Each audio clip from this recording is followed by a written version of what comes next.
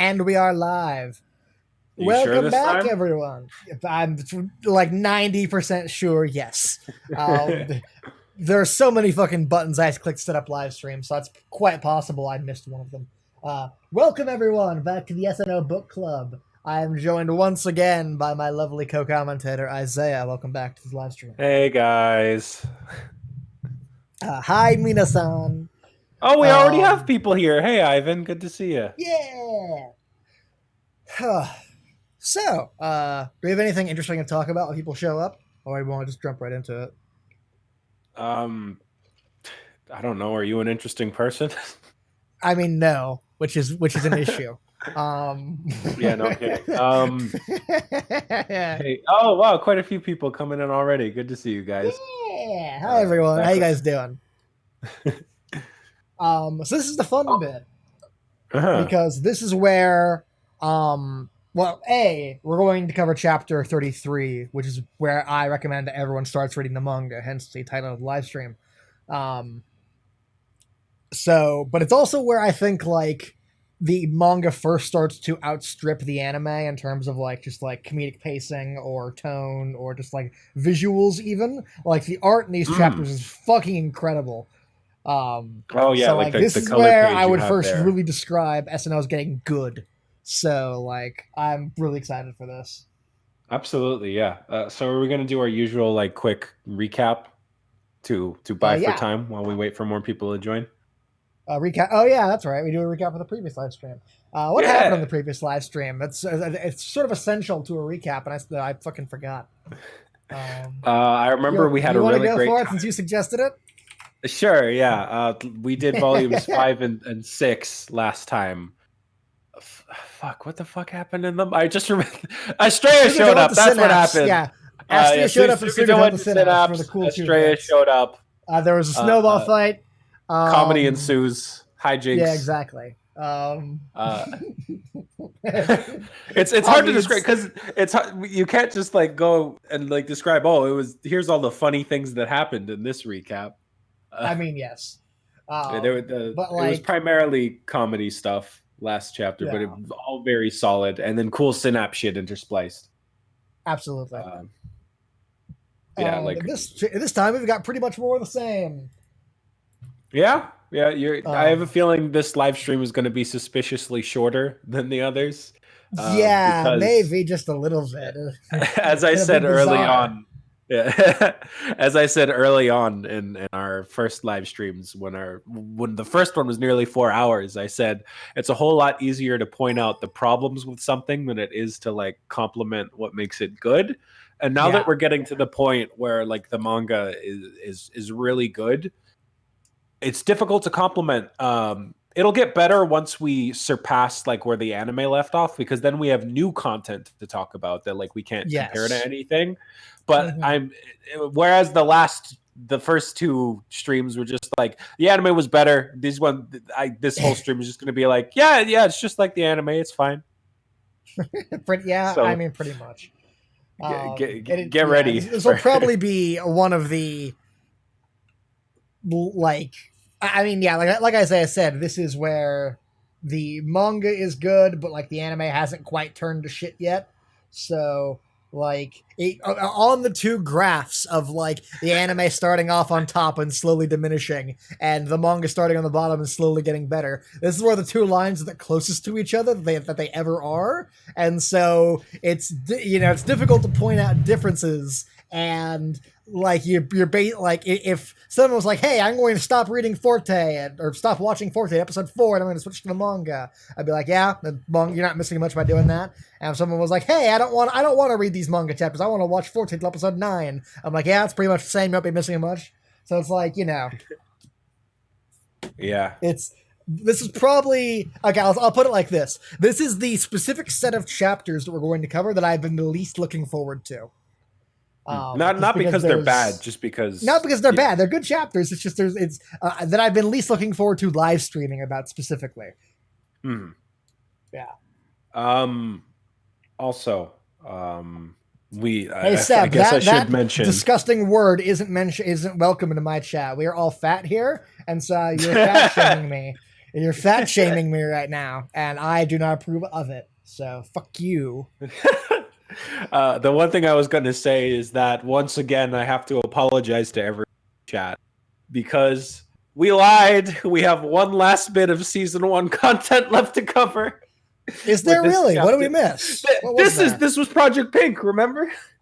Well, I mean, no, but we always said Project Pink. Like we were very specific to say, with the exception of Project Pink, we were Well, done. yeah, And so but we like fucked up last time, but this time we're actually right. There's no other Yeah, season one yeah. content in After fucking these this, volumes after this, aside from Project Pink, which doesn't count. yeah. God, can we talk about how weird Project Pink looked real quick? By the way, what was How weird it looked. I mean, yes, the fucking like was it done by AIC or was it like done by like fucking did they outsource it to like fucking like Chinese people? I Koreans? never looked into it, but like the art style in that Neither have episode I, but is so yeah, the weird. art in that episode is really like not great. Like Mhm. I don't even know if I'd call it bad. Well, Everyone's insanely off model. I guess is just the main. no, yeah, criticism it's of not. it. It doesn't look bad. Like the episode is still animated and it looks fine, but the characters, like it just doesn't resemble Minazuki's style. Let's find out because I know that Mal has a separate entry for Project Pink. So let me Oh look yeah, at it. so it does. It says studios AIC Asta, but it says producers were NTT Docomo, which I have no idea if they were involved with anything else. Oh, okay. Yeah, they I don't see probably them listed brought anywhere else in. in the other ones. They probably just brought in a different character designer for Oh no, because Project they're Pink. listed as producers for Forte. So Oh, okay. I'm guessing that they Um, just brought in a different character designer because that's generally what what about staff? Same director Hisashi Saito. I don't fucking know. Uh, yeah, I have no clue why this OVA looks so shit compared to the rest of season one, but it does look really weird.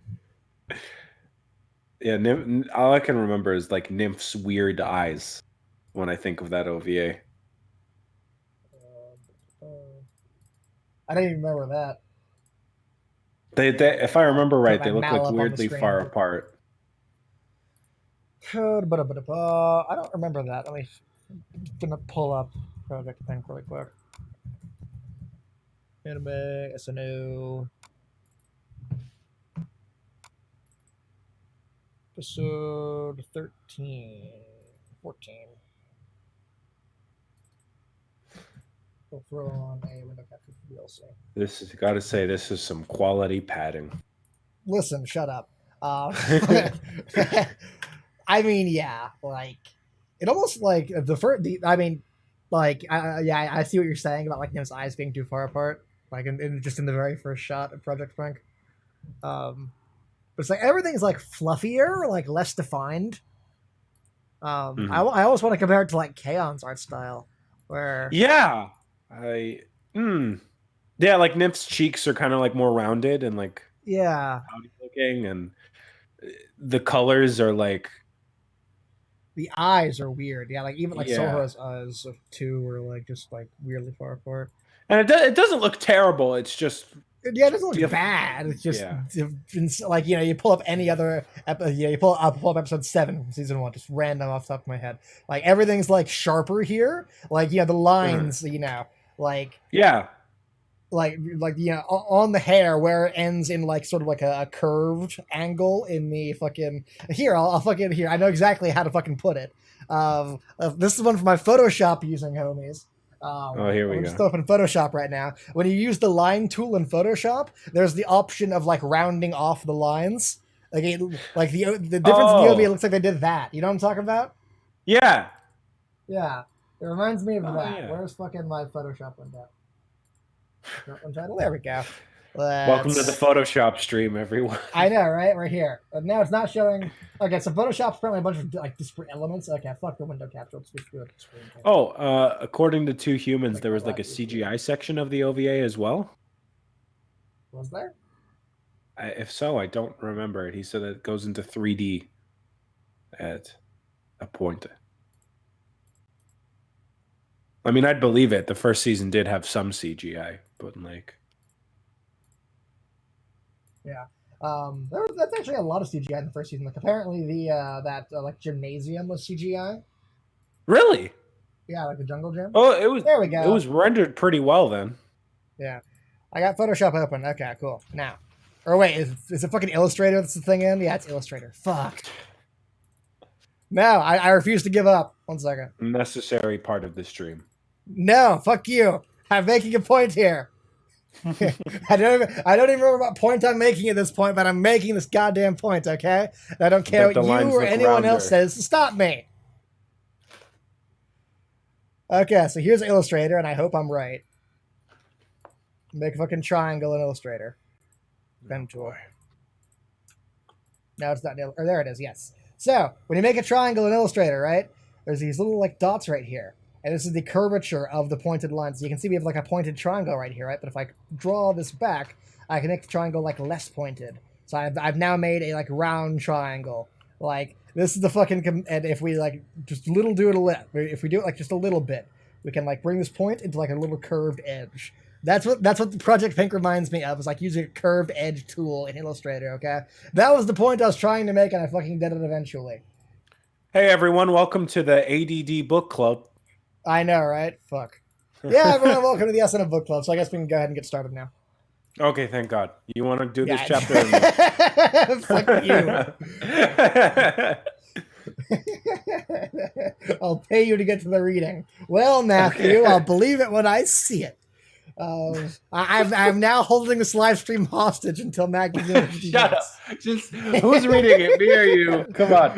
You can go We kept first. him You can waiting. go first. I want to sip Of my course, coffee. you want me to read the boring chapter? I wouldn't say boring, but I've got a hot coffee that I want to drink, so I want to drink it. Yeah. Okay. That's the reason. As we've said a dozen times over, this was the chapter that was adapted into Project Pink, meaning it's the pool. The pool episode. Yeah, it starts with this really great, like, self-aware gag of Tomoki being like, "It's the pool," and the narrator's like, "Isn't it the rainy season?" And he's like, "Look, we're getting an anime, so we're having swimsuit girls, whether you like it or not." He does literally say we are getting an anime, so we're having a beach episode. Fuck you. Yeah, I fucking love the best justification for a beach episode I've ever heard in my entire life. Could you imagine like reading this chapter in Japan and this was like how you found out the anime got announced? That would be awesome. Fuck yeah. It would be awesome. Yeah, I wish that I had seen this first before the anime, just for that moment. Just real quick comment. Fucking love Minazuki's art. You can really see how defined his style is, especially how he draws eyes, like in the color page there. Oh yeah, like Tomoki's like almost like red eyes are fucking awesome. And I meant even more so on the page with all the girls and whatnot. Like, okay, yeah. First of all, I haven't mentioned how much I prefer Sohara with blue eyes in the manga. I think it just does much better to set her apart and make her look less plain, and also other reasons. I prefer her with brown eyes, honestly. Oh, lame-o. Anyway, sorry. Moving on. I mean, also I can just point to the fact that Nymph has blue eyes, so just same thing. Yeah, well, I just mean whatever. Okay, thank you by the way, Matthew, for the $10. Get it? Yeah. Okay. So again, add another zero to that. Yeah, Sam, you tell him. I will say though, I do really like I say that like, oh, she needs brown eyes because she has brown hair, but at the same time, I like Ikaros's green eyes with the pink hair, and I love Astria's red eyes with the blonde. Red eyes with blonde hair. Yeah, they don't always need to match, or Sugita's green eyes with white hair. Yeah, they don't always need to match. Anyway, so starts at the pool. Looks more like a fun water park or something like the ones Sai would live stream about. Yeah, me Tomoki's off screen right now doing a vlog. If any of them were to vlog, it'd be Sohara for sure. Or did I say Sohara? I meant Tomoki. No, I said if any of them were to vlog, I think it'd be Sohara because she's the most bland and YouTube friendly. Fuck you. Anyway, I mean, I was actually going to say, I was thinking about vlogging me like going to Vancouver. How fucking cool that you should, yeah. Then I can plug myself in your videos. Yeah, so that might be fun. Anyways, sorry. Moving on. So they're all at the pool. We get this great gag where Sugita's still just in his uniform, and he's just like, "This is my one set of clothes," and so he's not even swimming. He's on like these like gliding around on the water on like these paddles or whatever.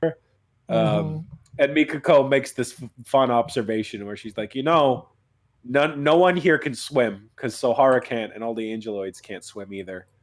And then she pushes Nymph into the water because Nymph is all like, "Oh, I could swim even if I still had my wings," which of course she can't.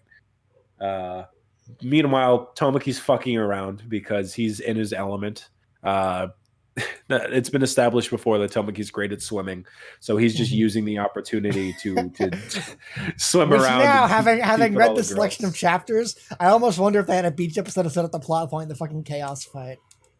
Yo, it makes sense to be honest.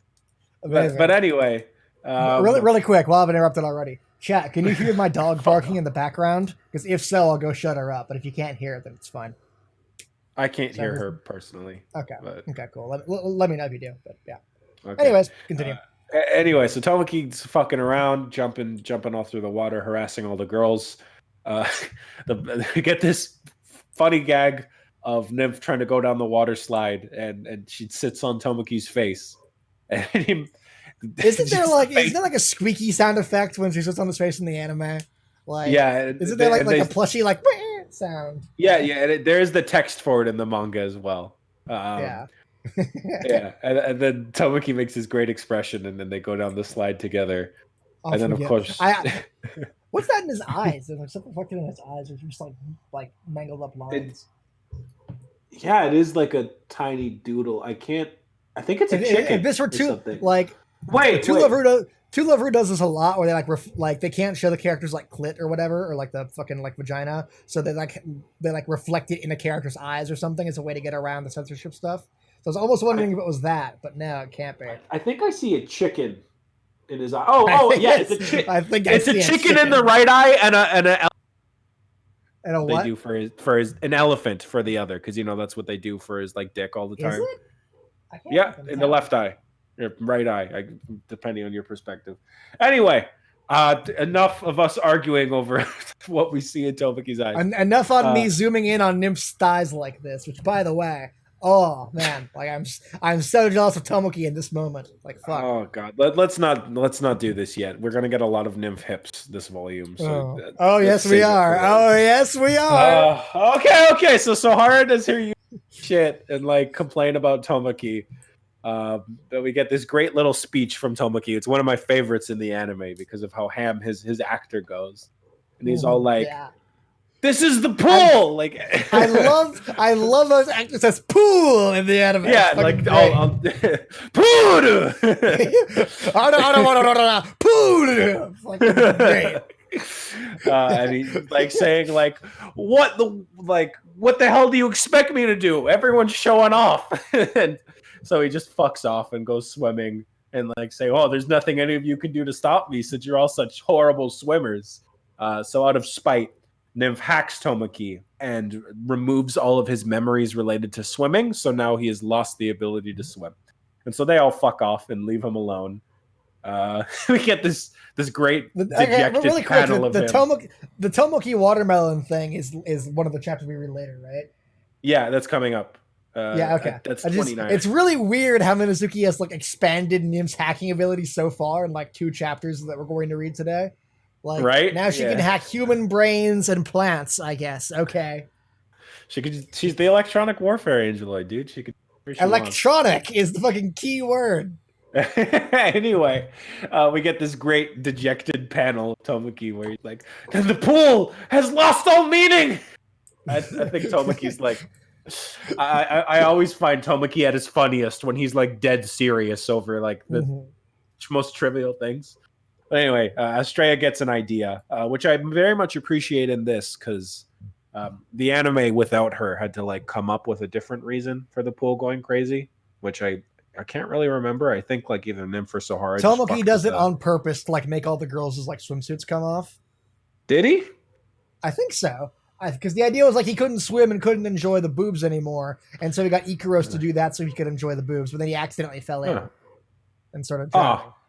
I couldn't remember that. But anyway, so in this version, Estrella goes, and while Tomoki's just again great panels of him being just bounced laying around, just laying there on a paddle, getting knocked around, praying to his grandfather, like, "I'm sorry, I've lost the will to live." Then Estrella turns up the current of the pool, And she's all like, "Ah, now you're going to drown, insect!" And then she trips and falls right in.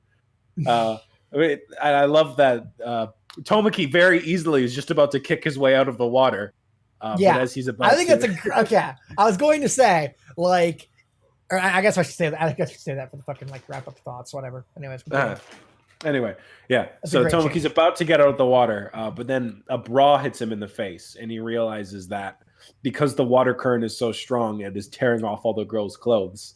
So you get this great dramatic panel of him just like, I have to go see, paddling through the raging river. Everyone's just holding onto this rope to help them get out. And then Nymph sees Tomoki coming from behind, going crazy with the bra on his head, somehow still able to swim, even with her hacking in effect. But then she just a great little chibi panel of her kicking the water at him, and he just No, instantly falls back. it's not that she kicks the water at him. It's just a wave comes up, and that's what like does him in. Oh, Like, I thought she kicked that at him, but yeah, no, no, yeah, just a little wave. I think the idea is that he fought against the hacking for as long as he possibly could, but eventually, like, Well, yeah, he does say I hit my limit. Yeah. But anyway, he reaches out to try and grab onto something, and he grabs onto Nymph's bikini, which I'm sure is Austin's favorite part of the chapter. Fuck yes! Like this one panel right here is my favorite part of the fucking chapter. Oh lord, fucking boy. Yes! I'm not even gonna like flip the rest of the page. I'm just gonna leave it here, and you can just imagine the rest of the chapter. Please, can we don't do that, you son of a bitch. Anyway, I will say that Minazuki is significant. As what? As you can see, he's significantly improved in his ability to draw women. Oh yes. Oh fuck yes. And asses for that matter. Yeah. Remember how bad he was at the start of the fucking month? Look how vastly my boy has improved. Like, oh man, like seeing a young boy become a man right here, ladies and gentlemen. This is great. Never give up on your dreams, ladies and gentlemen. But anyway, Nymph kicks him away, and especially if your dream is being kicked in the face by Nymph. Yeah, well, fuck off, dude. This stream's anyway, so we get a great panel of him sinking at the bottom of the pool next to Ikaros and Estrella. Which I do love. Yeah, but then Tomoki realizes that the current of the pool goes in circles, so long as he doesn't fight it, he'll eventually come back around and see the girls again. But at the same time, he's struggling with the idea of drowning. So you just get this great little go around of him like going, I'm drowning!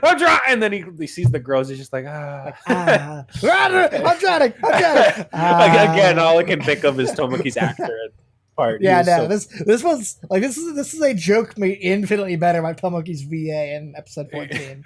Yeah. I love the little tiny text at the bottom, like even as he's smiling, it says, I'm still drowning. Yes.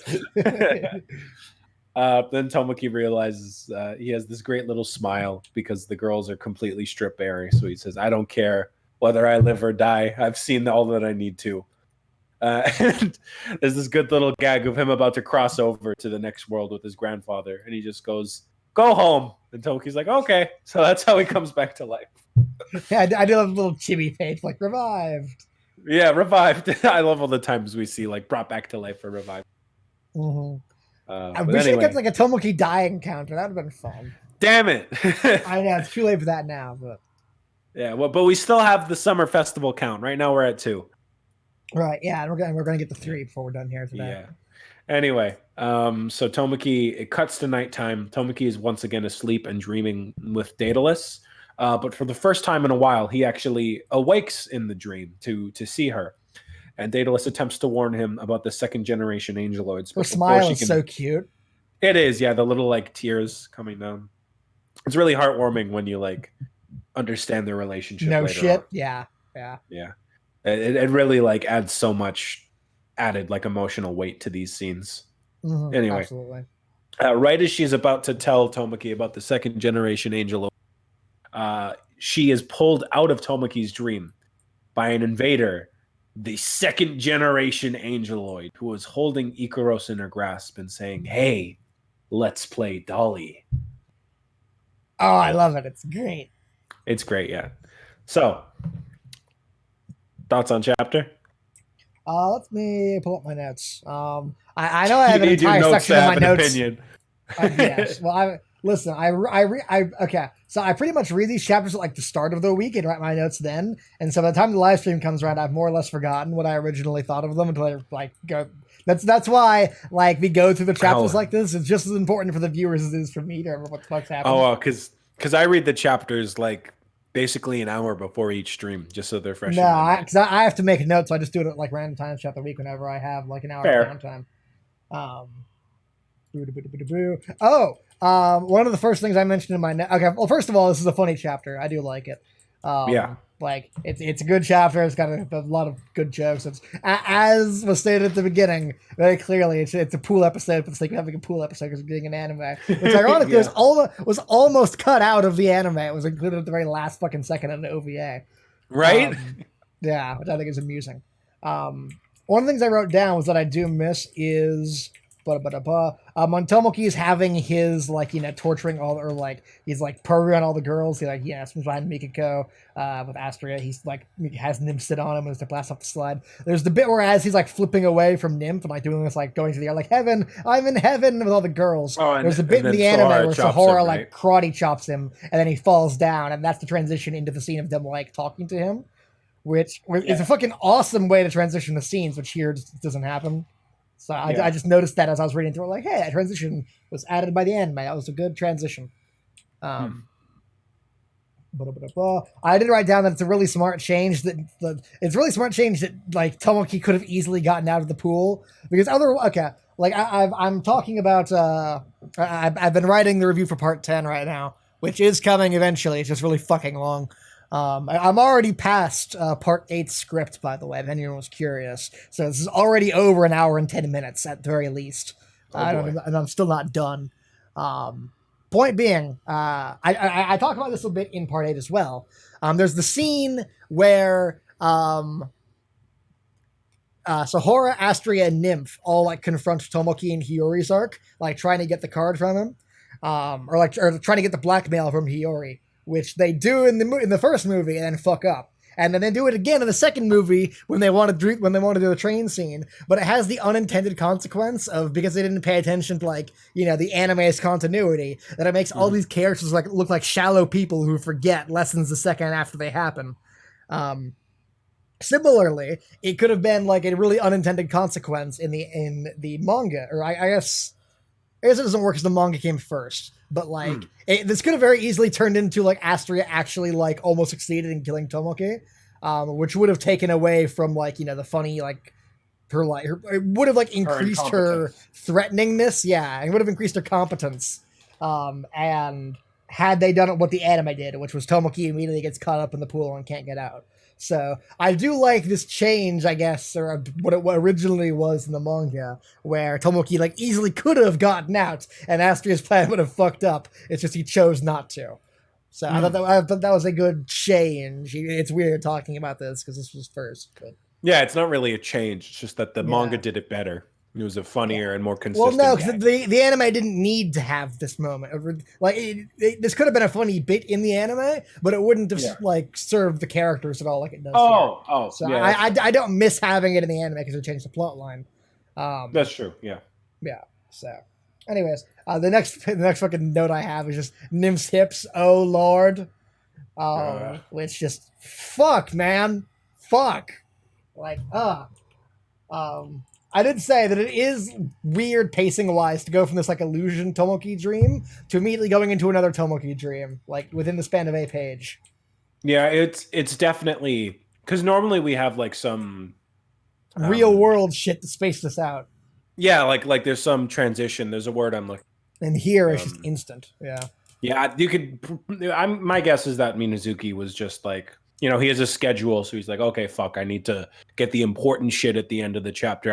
I can just skip out on like a proper transition this time. I almost wonder if this chapter was improvised. I mean, the joke at the start of I don't know how much that joke at the start of the chapter is actually a joke. I wonder if he got an anime and then decided to have a fucking joke. I believe that he did. If so, then it does very much feel like we stapled an important chapter onto the end of this like funny one. It does. The change does feel a bit more abrupt than it usually does. But It's not I awful or don't care. anything. It's It's great. just yeah, no, I It's a don't great care. improv chapter. Yeah, that's fair. And then finally, chaos. Fuck yes. Yeah. I was going to comment that her wings look weird in this final panel, but I mean her wings are liquid metal, so what the fuck ever. Yeah. They can change whatever. Who cares? Also, it's a dream. Uh, Oh, no, Astria was not introduced at this point by the OVA. She was only put. She came in episode 2 of Forte. So yeah. No, yeah, Project Pink came out as an OVA after season 1. yeah. So, So yeah. they like this chapter. Like Astria existed in the manga when season 1 was happening, but when they decided to adapt Project Pink, they hadn't introduced Astria yet, and so they decided to just like strip every bit of her out of the chapter, which wasn't that difficult, all things told. She like Mhm. barely does a part in it. Yeah, it's pretty interesting because essentially when season 1 aired, the manga was in its Forte portion, and then when Forte aired, the manga was in like the Hiyori arc, and then when Mm-hmm. the Hiyori movie aired, they were like in the Melon arc. So Yeah. the manga is always at least like 1 or 2 arcs ahead Well, I of mean, when that's the pretty much where how they it were. always is, no matter what. Well, I don't know about that. I think it would A be lot more of interesting if we had a manga where the anime and the manga were one for one. But I don't think that exists. I mean, have you seen any like shonen anime where they all up and then gotta bloat it with filler for forever? Yes, I've seen the Gintama clip. Don't worry. Yeah, I was about to say. A lot of series do get pretty close and like have Right. to forcibly go on break sometimes, or again That's fair. filler. Yeah, that's fair. But I just think that the timing was always really cool. But Mm. anyway, yeah. So I guess that's just about all we can say on this chapter, right? Yeah, I mean, those are all my thoughts. Do you have any? Or No, nothing else to spare. Just a really funny chapter. Like I said last stream, this is when the comedy really starts to ride. yeah. Mm-hmm. Yeah, Absolutely. I'm just There are a few gonna. things we missed out on just because we don't have the voice actors like really gave it their all in the fucking OVA, which I do miss having. But other Yeah, than that, you could basically read this chapter or watch the anime. They're almost one for one the same. yeah. So you Anyway, get real pretty much the quick, same experience in both. I'm just gonna let my cat in because she is scratching up the window. If you want to That's start fine. reading the next chapter, you can. Sure, can do. So that Go was for chapter it. Be right back. 27. Now we move on to chapter 28. Oh, thank Christ Isaiah's gone. Like, you guys have no idea how much of a fucking hassle it is to put up with him all the time. Always, like, demanding things and, like, insulting me. Like, it's the worst. Anyways, so Chaos appears. Fuck yes! Best Girl is finally here and, like, has speaking lines. So we open up on Tomoki's dream. And so Daedalus just got forced out and Chaos forced herself in. So she's got like a dream version of Ikaros with her and is asking, and she's saying, let's play Dolly, and like is beating the shit out of Ikaros while like always remaining like a blur, like you can't like make out any part of her distinctly. So she like knocks the like dream Ikaros around and like starts breaking her. And Tomoki freaks out about this, obviously. And as he's freaking out, Daedalus is narrating for us, like, no, that's impossible. Like, angeloids, like, dreaming should be a taboo for them. They shouldn't know how to do it. Like, it's impossible for angeloids to dream. Does that mean the second generation angeloid is that far advanced? So Tomoki's yelling at Chaos, like, stop it, stop it, stop it! And that's his transition from his nightmare to the real world. I really love. By the way, I'm back. I really love how like visibly distraught Tomoki looks when he wakes up. Minazuki's always really Yeah, good that's at. actually like a really good fucking like page of like Tomoki Mm. like in shock or like in pain. Yeah, Like Minazuki is like really good at drawing like intense that might be the expressions. most detailed we've ever actually seen Tomoki's face. Right? It's Yeah, it's it's like that's it's really crazy. good. I just really appreciate Minazuki's art. That is a good page. Yeah, absolutely. Mhm. Yeah. So Ikaros is like hanging over him and goes like, "What's wrong?" And yeah, like already his like dream is fading as happens in reality. He can like barely remember it. So he's like, "What was that?" Meanwhile, Astria is starving. I do love her. Like, I do love this setup of like her hand, just her body, and like, "Hello, everyone. Nice weather we're having." Like that's a good line. I'm so hungry. Yeah. It's a fucking like woodpecker. Like, I love all little like animals in Minazuki mangas. Like they're all great. I also adore whenever Minazuki gives characters like narration because it's always some Mhm. shit like this where Yeah, like that's fair. It's always very well framed and funny, and I Mm-hmm. love it. Yeah. So she's been here for a couple months now, and she hasn't really been eating because she doesn't have a home. And then she A couple of smells, months. A couple of yeah, months. a couple of And months apparently. they're all still in eighth grade. They're all, yep. After a year has Yeah, passed with let Nymph. it go, Isaiah. It's only going to get worse from here. You might as It well is just going to stop get thinking worse. We're about going it. to have 3 Christmases. We're going to have 3 Christmases. I mean, yes. Anyways, so Sugata's catching fish, and well, he's not actually because he's catching Astria, which is a really great panel. I do love this. Just her and his reaction. Oh yeah, So the little like he gives text her, of her chewing. I love that. yeah, yeah. So he gives her all his like worms and whatnot. It's like, and she's like, "Yay, finally!" And I do love her like slow. I like this is again like building up to Savor the the joke on the next taste. page. Savor the chew taste. slowly, savor the taste slowly, like Deva. And then she's like, "I'm so So pathetic." pathetic. The next page, another one of those really good like turn the page, punchlines, that works really well. So Astria is just like really, she's gone from an angel in a paradise to having to eat like worms to survive and like having to savor them. So like, yeah, she's like really depressed about that. And now all she can think of is revenge on Sakurai Tomoki, the one human who she like blames all of her failings on. So she's like, I'll make that bastard taste the same suffering that I have. Meanwhile, Nymph is bored and like wants snacks because she always does. And Astria's gotten distracted by eating their fridge because she always does. And it's just fucking like this reaction shot of Nymph was one of my favorites in the entire anime. Oh, like, absolutely. like in the anime and in the manga, it's just fucking hysterical, and I love it.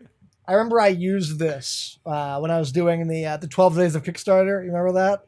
Oh yeah. When I got a bunch of people complaining about the fucking daily videos, on like day 6, I was like, fine, here's the rest of the fucking song, and I used Nim's reaction page for from this. Anyways, so Astria came over, and the fridge was empty, and so they decide basically, and it's just like, they start throwing fits, and I do love just like food, snacks. Snacks. Yeah. They're such And it's like, children. wait, yeah, wait, there is something we can eat. This lovely shot of Icarus's watermelon patch. Like, this is like great art right here. This is fucking awesome. Like this is like a Shigeki no Soma situation where I'm like legit salivating over the food that I can't have because it's a drawing. Yes. I mean, of course it looks good. Hiyori helped plant them, of course. Fuck you. The Fuck most you necessary retcon of. Yeah. Again, I've been fucking rewatching Eternal My Master a billion times. There is a line in Eternal My Master where they legit, like, when Hiyori comes over to visit Ikaros at the start of the movie, there's a bit where she confirms, like, oh, are the watermelons I taught you how to grow growing well? Like, so they do, like, it was only a suspicion in fucking the first movie, but they do confirm it in the second one. This is the result of Hiyori. Which is fucking bullshit. Stupid, completely unnecessary. I can't wait till we can talk about the Hiyori arc so we can just shit on the movie. That will be fun, yes. Yeah.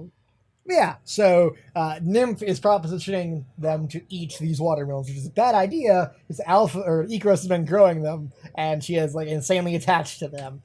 But they decided like she won't find out if it's only a little, and so they eat 1 watermelon and then 2, and then time passes and they eat every single watermelon. And again, this chapter's great for reaction faces. This fucking like Nymph here is fucking awesome. I love this. This like Nymph reaction shot is great. And so like they're like, what do we do? We ate every single one of the watermelons. And they flash back to that time to where like Icarus apparently uses her Artemis to shoot down the flies that are like infesting her fucking watermelon patch. She's used like lethal, deadly force to like kill flies that are touching her watermelons. And they're like, what'll she do to us? And again, another great reaction panel right here, which you just love me. And Icarus sends them home, and they like rush, like bam, slam the door. I love how you could like feel the speed. It's conveyed so well. So they're like, bam, close the sliding door, and Astrid suggests, like, hey, Nymph, why don't you, like, hack the watermelons and tell them to grow? She's like, does that even fucking work? I don't know. Let's just do it. And they do, and then it turns into a watermelon monster. Which is this is another fantastic reaction page. Like, this is great. This entire chapter is just fantastic for these. So they do that. Then Tomoki's like, hey, keep it down. And the watermelon monster eats him and spits out a Tomoki watermelon seed. And then, by the way, yes. one thing that I literally just realized is that they're like the ones from the Elf manga. No. No. Well, I mean that is a good observation. But the little narration box that just goes seed, it very much reminds me. It's the same one that comes whenever Tomoki like Sohara. So this is like a very fitting fate for him. Absolutely. So Tomoki's turned into a watermelon seed. And with nothing else to do, they decide, like, just let's try planting the seed. Like, yeah, let's do that. And then it immediately goes into a Tomoki-sized watermelon monster, which gives us an excuse to tentacle rape Astria specifically. As you do. As you do. Meanwhile, Ikaros is like, hey, I heard Tomoki screaming. And she, like, breaks through the door like The Shining. It's like, what the fuck? And so Nymph decides, like, I guess I'll have... this is also another great Nymph reaction shot. I love this. Like, it's her entire world, like, everything is spiraling out of control, and, like, the danger is closing in, and she just, like, she temporarily, like, discombobulates, and, like, trying to, like, grasp the situation around her. This is a wonderful page that demonstrates that. You see earlier, all, like, these were least... Or disassociates, not discombobulates. Yeah, earlier you said these were the chapters you were least excited to talk about, and yet this is the most energy I've ever seen you have, just because you're talking about Nymph. Yes. Anyways, so Nymph decides to use a card to summon a cannon to destroy the evidence, which includes Tomoki, Astria, and all the rest of the watermelons. And she blasts everything away. His house. Yeah, and his entire house too. By the way, beautiful I just 2 pages. Yeah. The shot of like the Tomoki watermelon burning down is fucking horrifying. It looks like something out of a Junji Ito manga. Yeah, just this like white light engulfing him slowly. Yeah, I do love it. And the fucking like Ikaros also in the white light, just like completely unfazed by it. Oh no, not that in the white light. The next page when he's like burning. That. Okay, yeah. That's fucking horrible. You're right. Yeah. No, yeah, right? It looks I do now see what you're talking about. Yeah, the Junji Ito thing, yeah. Yeah, all the like detail and the intense line work is he like burns to the ground. That is a fair observation. Mm-hmm. So the watermelon plant's destroyed and Tomoki and Astria fall out. And then Nymph thinks for a second and goes, Delta did it! And Ikaros switches her Uranus green gaze to her and then blasts Astria away. So later, the two of them were standing by the river talking. She's like, you don't know how scared I was. Ikaros is a monster. She's a horrible person, Nymph. Astria calls her little. Nymph gets mad about that. And Astria's like, oh no, I'm supposed to fly away. And they both realize that Nymph can't fly anymore because she doesn't have wings. And Astria makes fun of her for that. And Nymph gets sad and decides to walk away. And Astria's like, what's her problem? It was her fault. What's her problem? Fucking losing limbs and getting... What a bitch. I know. And she says, come to think of it, why did they betray Synapse? And meanwhile, Tomoki is at a park, exhausted because his house has gotten destroyed, and it's gotten turned into a watermelon, and then again, it got turned into a watermelon monster, then blasted with a cannon, and then exploded by Ikaros. So, like, if anything, this chapter gives incredible credence to Tomoki kicking them out in 46. Yeah. Like, this is a great build-up, which is, funnily enough, coincides with Best Girl showing up. Chaos appears, and oh my god, it's so creepy here. I fucking love it. Yeah, Minazuki is so great at, like, drawing her with both an expression of innocence and yet murderous intent at like the same time. Oh, absolutely. It's the eyes. It's the weird fucking eyes. No, yeah. Like she looks so cute and like harmless, and yet like you can see fucking bloodlust every time you look at her. Oh, it's so good. I love it. So Chaos shows up and he says, "Who are you?" And he says, "Do you want me to take you there? To the world without angels?" And he's like, "Oh my god, what a wonderful little girl trying to help people out. Thank you so much." And he's like, "But it's getting late now, so go home, okay?" She says, and she says, "Then is it okay if I play Dolly?" Referencing the dream. And Tomoki turns around and she's gone. And that's the end of the chapter.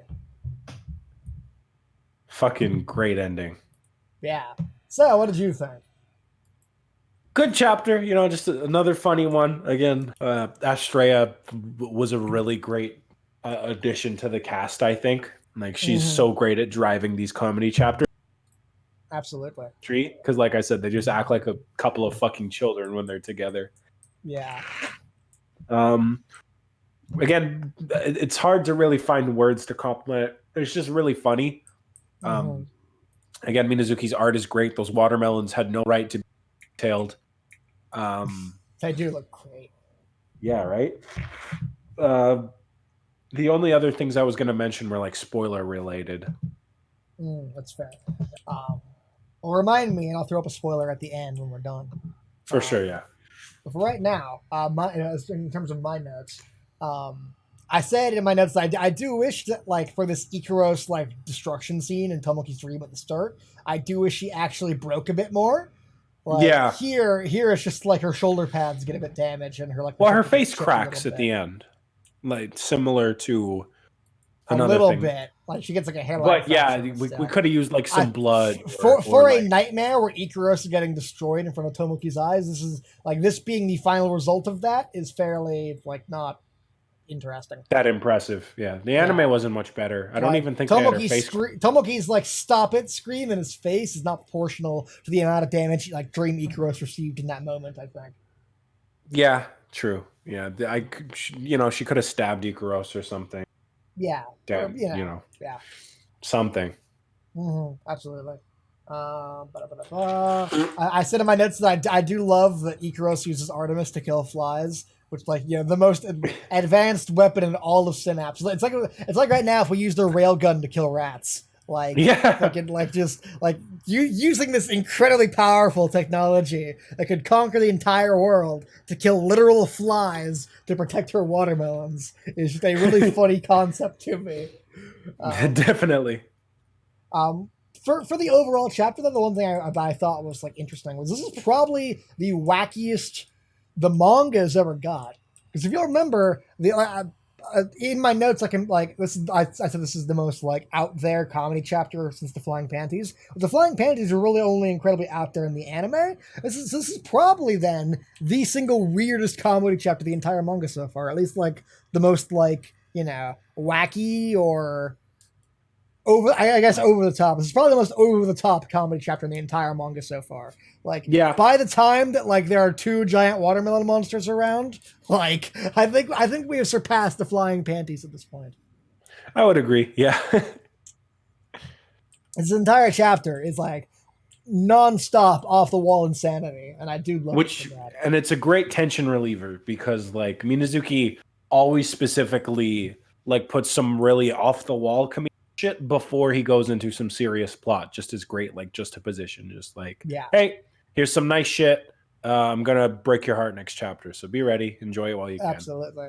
I said it before during the recap, but every single reaction shot of the characters, this page is great. Every page is a funny reaction on it, and just Mizuki's this page of Nymph super serious as Ikaros bursts through the door is funny. This shot down here of Nymph disassociating is really funny. Just all the art in this chapter is fucking great, and just there's constant funny reaction shots. This chapter's a gold mine for that. Absolutely. And of course, we have this moment here where Nymph gets sad that she can't fly, which is a really well done, really effective. I talked before about how we lead from comedy scenes into serious stuff. So here we had we reached peak stupid when Nymph blows up the two watermelon monsters, and then from there we have the shot of these next couple pages are purely for the purpose of winding the manga down back into reality. So the Tomoki monster burning, Tomoki falling down, and then Astra getting destroyed, and then blasting off, and then that's the end of that scene for that's the end of that comedy thread. And then we have a little bit of justification on the next page. along with an actual serious discussion than before we get to the actual serious dramatic page. So, like, in between stupid bullshit, we had like 1, 2, 3, 4 pages of wind down before we got to like the next thing. So, Yeah, like, we needed that kind of tension dispersal last you chapter. need that buffer zone to like keep the two tones from conflicting with each other. Mm, So, I do really like that. And the absolutely. last note I have is, of course, Chaos, who is fucking awesome, and I love that we have her here. Yeah, like every single page that she's drawn in the manga is like so effective because Minazuki either draws her looking like the cutest thing you've ever seen or something straight out of a nightmare, and it's always effective no matter which one he's going Absolutely. for. I mean, you brought up Junji Ito earlier. The full spread shot of Chaos does remind me very much of like a fucking freakish character out of one of his shows. Like No, yeah, the incredibly hard shading of everything, and yeah, it kind of reminds me of like the girl in The Bully by him or something, where just her absolutely. expressions really drove the terror of that chapter.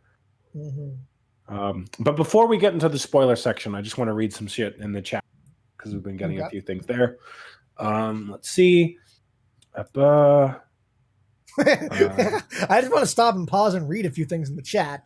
What do I want to read? Shut up! Shut up! This Okay. is very necessary, Isaiah. Thank you so much. Yeah, whatever. Meanwhile, Madlab is now spamming chat to be included in whatever the fuck you're reading out. So, like, I'm really glad what you've brought upon the stream right now. Okay, great well, decision. At least I care about what they say. You want to know what happened before I did it in the first games? Everyone fucking complained. So you're welcome, okay? Yeah. Anyway, Nintendo Twins just commenting about how scary Chaos is and how he's been watching Yojo Senki, my bad, which makes sense. Sword Brian said, I read the whole manga, watched the whole anime and all the movies, so you can do spoilers. I'm sorry that you had to sit through the movies, but I'm glad that you I mean, we can't do spoilers for him because he doesn't actually fucking know. And if he's only seen the anime. Nintendo Twins said, in my opinion, the best comedy chapter in the manga is Dog. I did really like that chapter. It was a great mix of like funny and cute. Yes, we'll get to that in a while. But did well to like actually give Astrea and Tomoki a meaningful relationship. Because as I'm going to bring up in another couple of chapters, they really rushed her crush on him, I think. And it didn't really make sense. Same with Nymph in the manga. But worse with Astrea. I'm happy Nymph got out of this unharmed. Okay. All right. So now, spoiler section. You got the spoiler thing ready? Sure. Okay. Spoiler warning going up in 3, 2, 1. Okay. So first of all, Chaos basically spoils the ending of the manga. Where's that? Do you want me to bring you to a world without UMA? Okay. Yeah. Because she theoretically she would have taken Tomoki to the room same way she did with Sugata when she's like, "Oh, you want to wish for a different world," which is all I can really think of when I see this scene. That's good. I never actually thought about like if he had said yes, what Chaos would have done. Yeah, I guess she is like foreshadowing the rule there. I'd never thought of it that way. That's just the first thing. And I mean, granted, you could also just like killing them all, but like it given how well it parallels her Sugata, that's all Fair enough. Yeah. Also, you're like bleeping out again a bit more than usual. So hold on. Yeah, I will drop the call. Cool. Now we're alone. Thank God he's gone. Okay, hopefully I'm better now. Okay, we'll find out. Anyways, spoiler warning going down. All right, hello again, everyone. So wrap up. This is a really funny chapter. I really liked it. It's probably one of the best comic chapters in the manga so far. So like, this is really good shit. Also, apparently the every SNO page community is funny. Apparently, the SNO community hates you. Is that true? They do. The subreddit hates me. I know that. Really? Yeah, I got into a fight with Kyler, who's one of the moderators, because I don't think there's like if I met someone in real life and they told me like, "Oh yeah, I'm a moderator of a subreddit," I would immediately be suspicious of that person because I've yet to meet a single person who like moderates Reddit who is like a who isn't just like in like a power tripping asshole in a lot of different ways. Yeah, I would I, agree. I I Reddit's remember I retweeted. Are you familiar with Hard Drive? They're like an onion for like video games. yeah. Um, I retweeted an article from them which was like power flows through fifth graders like veins as he bans user on Reddit. And with like fucking like electricity coursing through his body as like, white light comes out of his eyes like yeah. So that's how Tomoki got the electric dick later. He Yeah. banned someone on Reddit. I'm just saying that's what I imagine every single Reddit moderator being is a fifth grader with like electricity going through their veins whenever they ban someone. Fucking No, yeah. I made a really good joke on animemes the other day, and it got banned because it was posted like 30 minutes after like the day changed and like the rules changed. It's fucking just and it had like 100 upvotes by the time it was banned too. So like, it was on the path to the front fucking page, but nope, fucking Reddit admin pieces of shit. Yeah, that's why I don't use Reddit. Oh, I hate It's them. I hate them so incredibly much. corrupt and dumb. And I lame. honestly need to like cut down. I need to like cut back on Reddit shit pretty drastically at this point. Like Yeah. it does not for the amount of time I spend on it does not contribute a meaningful amount to my day or to my life to be worth the fucking bother. Well, according to Nintendo Twins, the subreddit was how they found your Kickstarter, so that's good at the Oh very yeah, least. that's something. Yeah, there we go. Yeah, see, there's some good came out of it. Yeah, there we go. I And used the subreddit. I squeezed them dry, and I got out while I could. Fuck yeah. before they backstabbed me, little did they know I was the mastermind. Anyway, next chapter, I suppose. I think we've just about squeezed this dry. Pretty much, just like I squeezed the subreddit dry. All right. So chapter 29. Chaos. Titled Chaos. Yeah, Chaos. Opens up on something that they actually made into a fan service adjacent shot in the anime. It's like in this shot in the anime, we see Nymph's bra. But here we don't do that at all, which is like, so I guess her like dress is well designed for that, for like covering up fan service bits. So, but it was just weird to me going through this. Like, oh yeah, I remember this being like a weird like. This is the bit before Sukuta knocks on the door and wants to go like play the dive game more in the anime, and so there's like. I just remember like I never actually noticed Nymph's bra originally, so there's the shot of him like standing facing the other way as he waits for her. And I'm like, wait, why is he doing that? And I had to go rewind and see like, oh yeah, I guess Nymph is technically in a bra here. Huh, it's odd. Anyway, so that bit of forced fan service is that a positive or a negative in your books? Because I know you hate the added fan service, but you lust over Nymph constantly.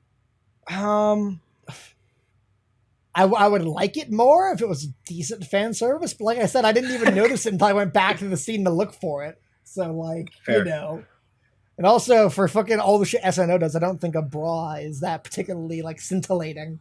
Like true. Not the best thing to show when she's having traumatic flashbacks of my notes. Agreed. That's fucking Anyway, speaking of, yeah, she's looking at her torn wings and thinking back on how Astrea teased her, and she knows that Astrea didn't mean anything bad and didn't understand what she was going through.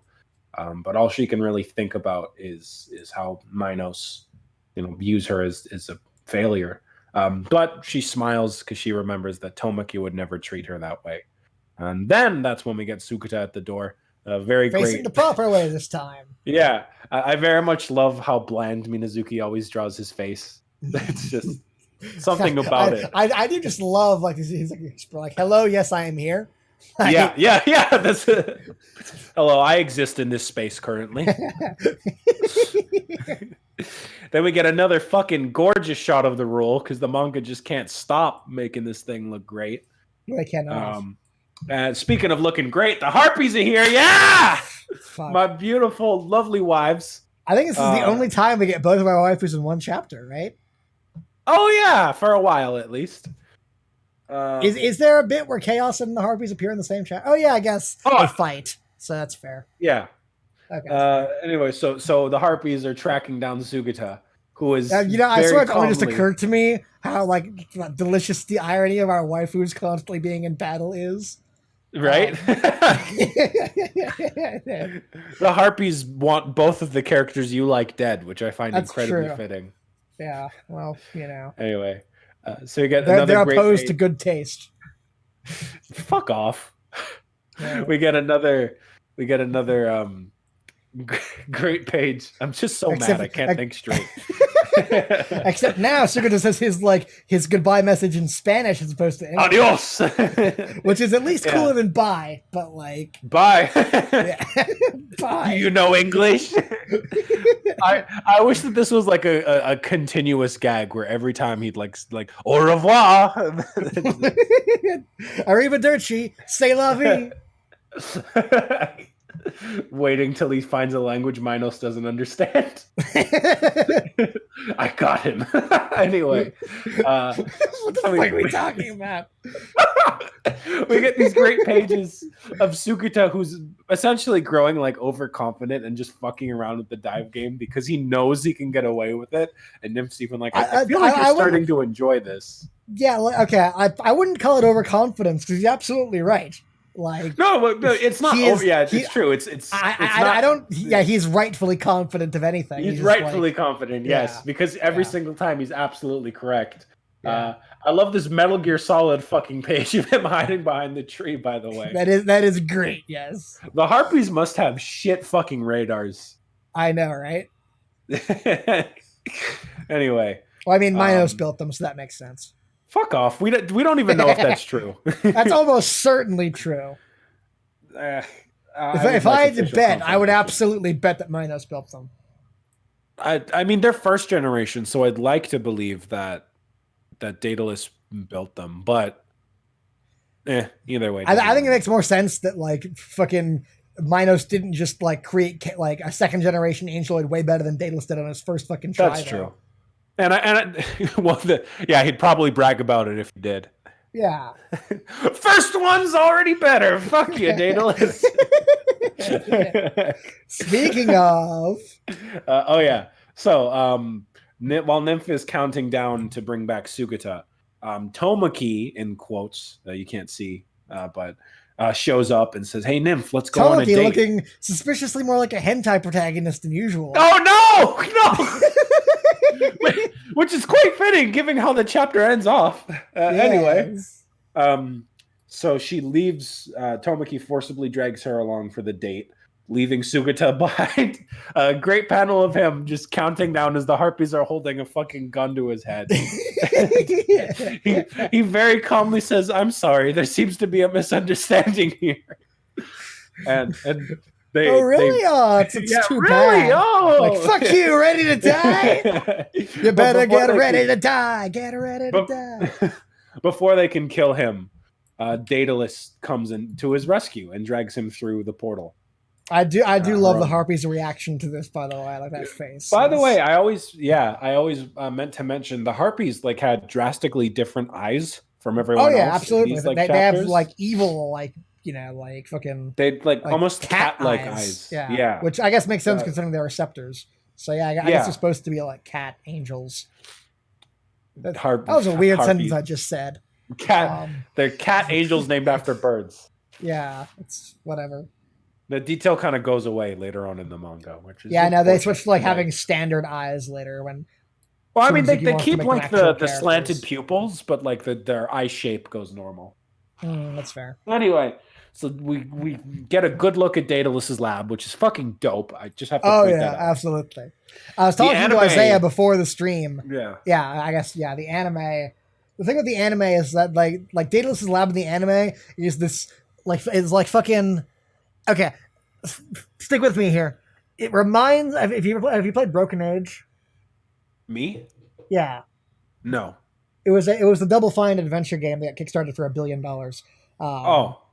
There's a bit at the start of the game where one of the characters is like on a spaceship, but it is specifically a like fake spaceship that is like has a bunch of like fluffy like buttons and like consoles and shit that you can press and like it's like what like a 5-year-old does with like the fake steering wheel in the back seat they can Yeah. use with like fake buttons and shit. Like anime Daedalus Lab is like the fake fucking science version of that. It reminds me of like the fake spaceship with like fake consoles and shit in Broken Age. Whereas here, I would almost compare it to like I made the comparison to like what the Irken technology looks like in Invader Zim of just like wires and coils and dark spaces and like it's just like so cool. I love it. So Yeah. I No, yeah, vastly prefer Daedalus' Lab in the manga.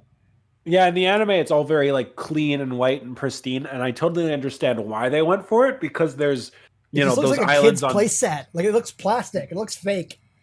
I get what they were going for. They were trying to match like the like white aesthetic that some of the islands, like the more mechanical looking islands on Synapse have. There are However, better I ways think to do that, though. yeah, one, there's better ways to do that, and two, I think it is vastly more interesting to view that as like the way that Synapse itself like wants to be perceived, but then what it actually is like on the inside is like this It's weird, dark and has it fucked up, yeah, dark. It's like all my Minecraft projects. Look great on the surface, but if you dig behind them, they're like fucking like it's a monstrosities back there. I like my fucking computer. Like you pull open the side panel and it's beautiful, but you pull open the back side panel and just a mess of wires comes spilling out that I don't want you to see. That's a great way of describing it. Anyway, before we go off on another tangent, Sugata asks Daedalus who she is before we cut back down to Nymph and Tomaki. Again, air quotes you can't see. But Tomaki says, "Hey, I brought you here today because I just wanted to tell you that I want to be your master."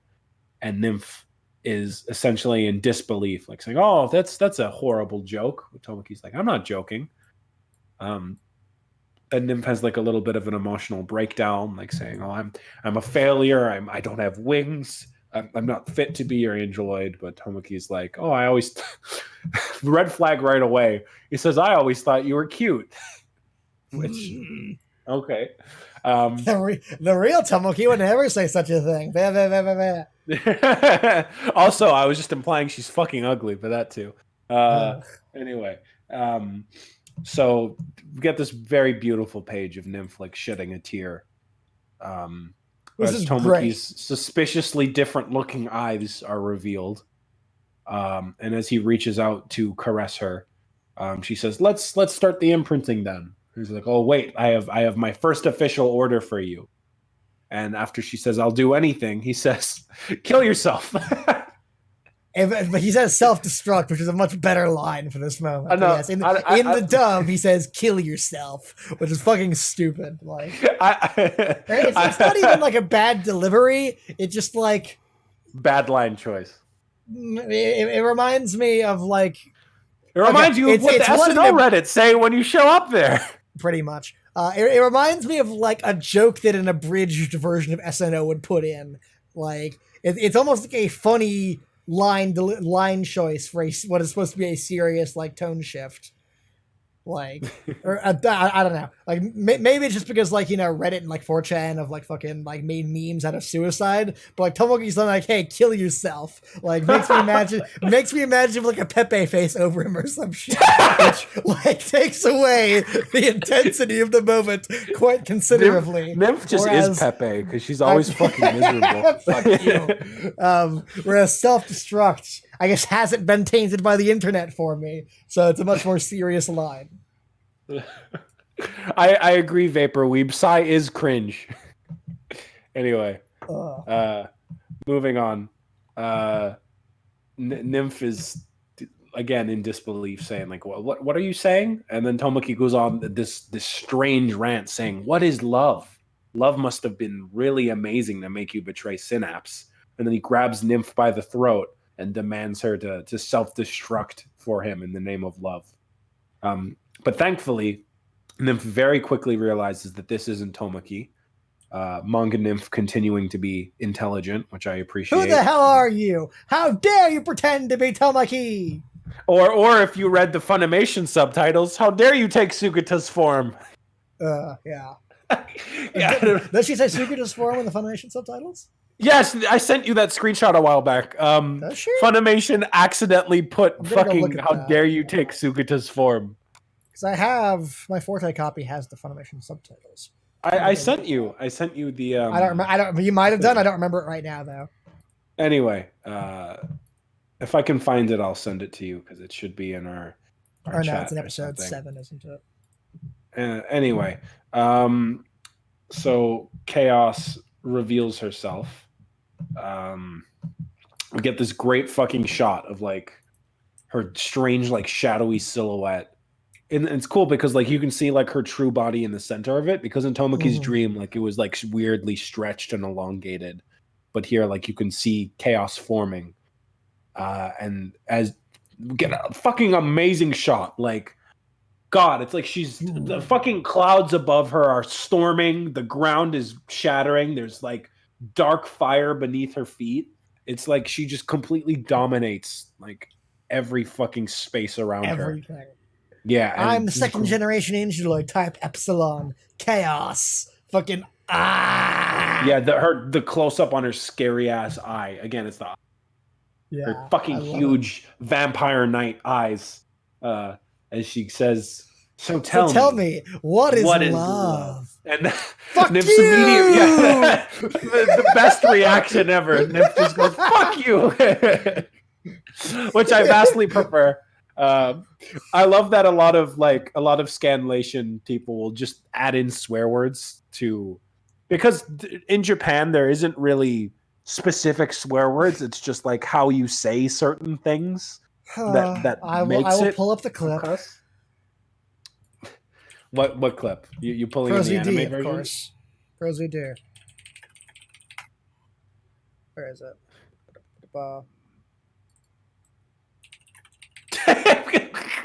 Hey, here we go. Guess what's in the chat? Sorry.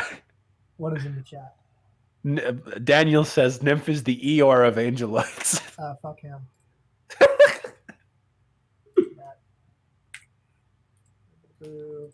Memento. Display caption. There we are. Cool. Here's the one. Screw you, Sasuke. I'm sick of your attitude. You are my friend. And nothing will change that, you idiot. Fuck you, Sasuke. Ore am fucking sick of your fucking attitude. You are my nakama. And nothing will fucking change that, you fucking bitch. God, Prozed is the best. I do love him. He's great. And we're going to get into that area too with after we get off the 4chan translations. Before Full Rules, we get someone called like Simple Scans, and they keep in a shit ton of the Japanese text, and it's really off-putting. Yeah. Like when Estrella attacks, they just make her say "Doshe," which is fucking stupid to read. Yeah. Anyway, so Nymph makes the classic mistake where she hits the classic mistake of thinking Paradise Song is a worthwhile and then she turns around and Chaos appears behind her, which you'd think she'd fucking learn from. This is the second goddamn time this shit has happened. You'd think that she would just accept the Paradise Song is bullshit and doesn't actually do anything. Yeah, we got this great comment on a previous stream from someone. I can't remember who it was that said it, but I think they're here today, where they said that Paradise Song is the emerald splash of attacks in Sorano Tashimono, which is true because it's introduced as like this uber powerful like Nymph's ace up her sleeve, and after the first fight with Ikaros, it never ceases to be functional ever again. I mean, it does with the Super Paradise Song. But that's the fucking different. You know it. I guess Nymph should just carry a fucking microphone around with her all the time, and that would actually make her attacks effective. True, she could chip the sun.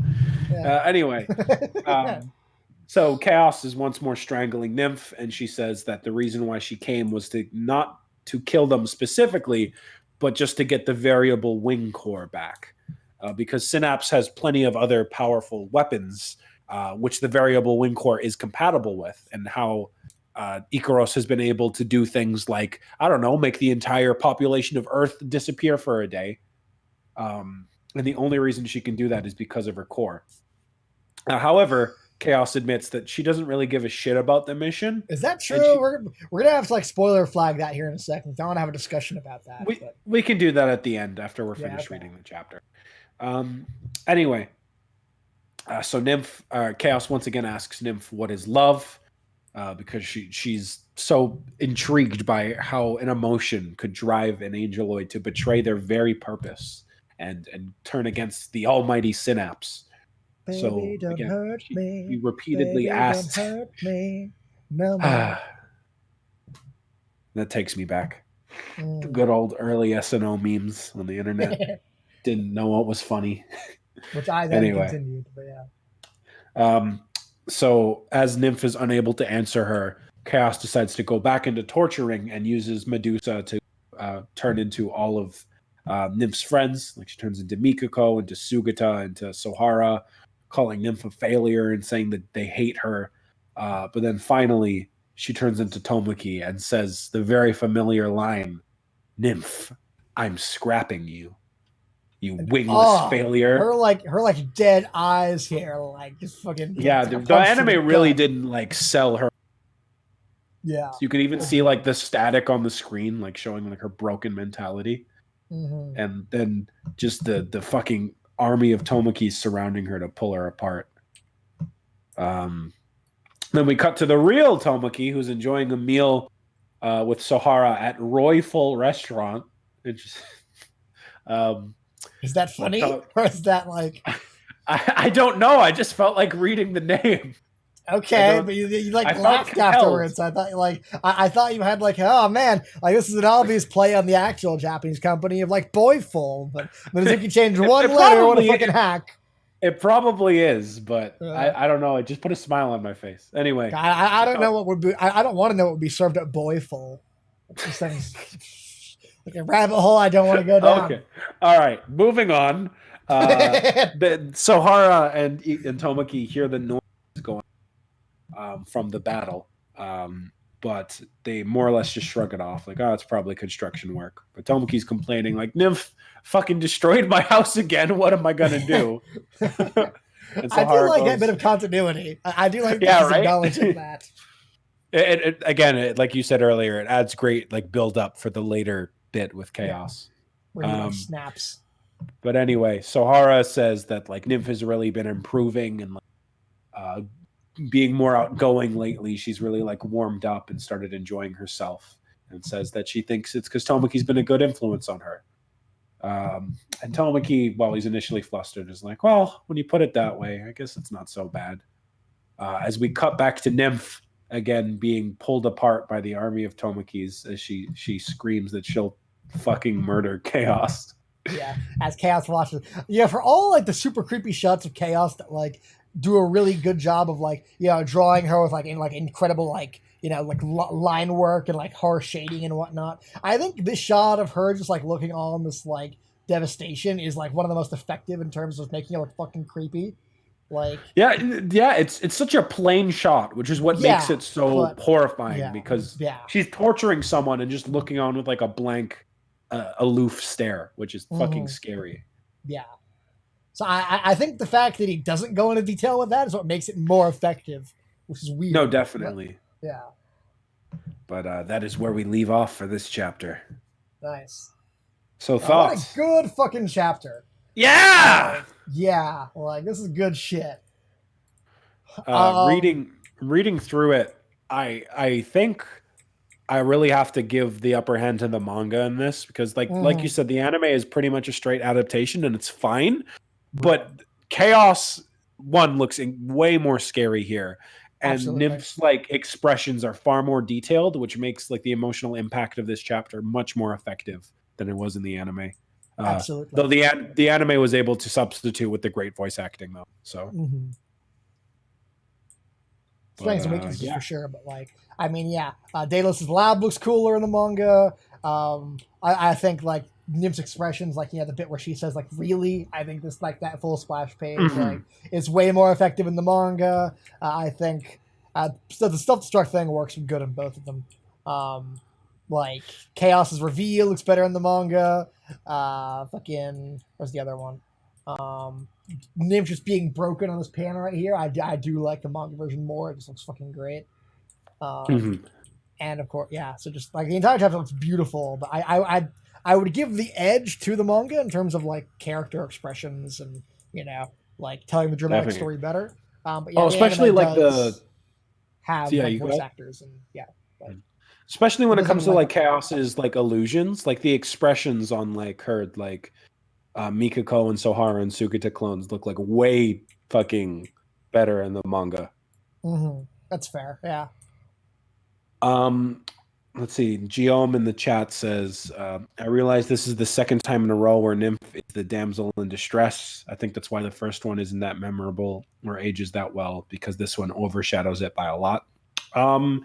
Yeah, Nymph is kind of used as a damsel in distress in both Well, I mean, of you the. made the point when we were reviewing the whatever the chapter it was, the final fight scene chapter, that Nymph is less of a damsel in the manga when Yeah, she that's the thing. actively retaliates against the Harpies. So in the manga, at least, this is the first time Nymph just like is completely outclassed.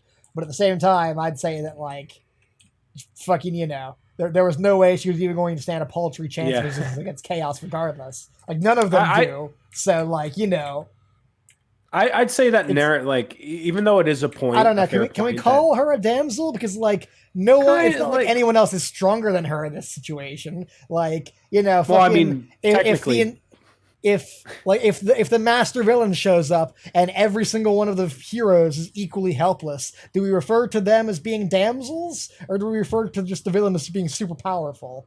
Like, here's what I was gonna say. Even well, one, yeah, there is that point where Nymph, I would argue, has a lot more agency in the manga and is portrayed as a lot less naive.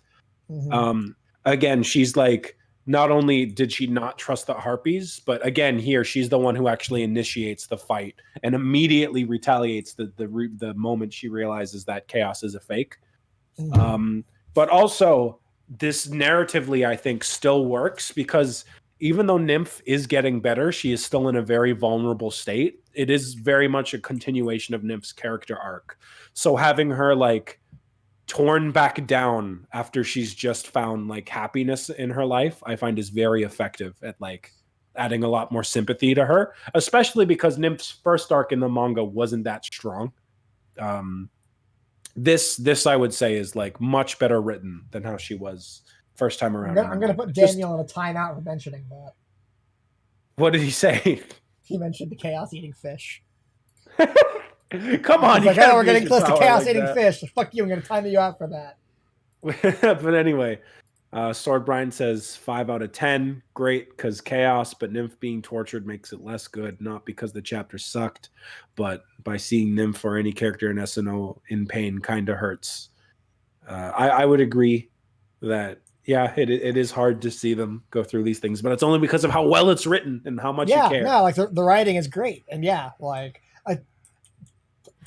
okay, I will fucking shut up with the like Nymph is less developed in the manga. I think by this point I'm allowed to say that like my her being sad on this page is a genuine reaction to either of the shows, regardless of No, the yeah, like anime's additional again, context. the first like 20 chapters, I would say, really like doesn't have the same emotional weight that it does without having the anime as context. But Nymph's secondary arc here, I would say, is just as well written as the anime, Yeah. because Minazuki really took his time with this one, and it's just a great and natural arc for her to follow. Um, yeah, it's good. I like it a lot. Yeah. Any specific thoughts that we have to mention? In my notes, I did say that I adore that they're abusing the dive game in this way. Oh yeah, I love that Nymph doesn't give a shit either. Because Yeah. because she's like, I can't tell you anything about Synapse, but if you want to go explore, go the fuck ahead. I mean, yeah. But like, what I love about this is it's like, this is like, fuck. I can't even think of like a way to explain. I can't think of a comparison as to why I like this so much. But like the fact that this is like a billion, like they are essentially abusing the dive game such that they have turned it into a teleportation machine, and it is so far away from its intended consequences or like its intended use, and it's only because like Daedalus went to all the trouble of stitching Tomoki's dream and reality and the synapse together, and like but they're just like. I don't know. It's like it's just very funny for them to abuse technology for the like opposite of what it was intended for. Okay, The dive game, it reminds me of like when speedrunners like abuse shit in the game, like in a way it was never in, like, you know, when they find out like there's a thing in Mirror's Edge where you can like bounce off the wall, and like you can do that, like you can essentially like float through the level by like bouncing off a wall and then like frame perfectly timing it so you just like float through the entire level after that. It reminds me of like just abusing a glitch in a way that was never intended, and just how fucking clever that is, and just. I mean, obviously it's artificially created here because Minazuki is in control of whether this works or not. But I love the idea the Harpies are like, you know, when the Harpies first see this, like a dive game transmission, how the fuck is he using it like this? Like, it's just a really cool idea that I really like. It's also a great inverse because the dive game was made for the angels to like spy on the humans, and now a human is using it to get to Synapse, that's true, which is genius. Absolutely. Also, Matthew gave you $10 just for fucking getting rid of the fish comment. Please don't encourage it. Please, the power's gonna go to his head, and soon his points on the Reddit moderators being corrupt with power will be mute. I love it. No, I'm absolutely corrupt with power as well. That's why I hate them all the more, because their corrupted power gets in the way of my corrupted power. Anyways, I remember. Okay. This moment where they have the fucking gun in Sugata's face, and there's this moment where like the Harpies go chibi for the first time. I'm like, oh really? That's too bad. Do you remember the fucking like the memes of old? Do you remember those like black border memes where like just like the black thing and it has a picture of like the caption on top and below it? Yes. I remember one of them. It's like of this moment in the anime. It's like you'll never see the Harpies like this ever again. Which is just especially ironic now because we do see the Harpies like that constantly towards the end of the manga. It just makes me giggle whenever I think about that. I saw. Am I right? I know, right? Fucking, they can't time travel pieces of shit. Not omnipotent crap heads. But I do just love, like, I just remember that meme floating around, and I remember how just, you know, seeing this again, like, oh man, maybe think of that. Maybe think of how funny it was when it was eventually proven wrong. God. What else do I got?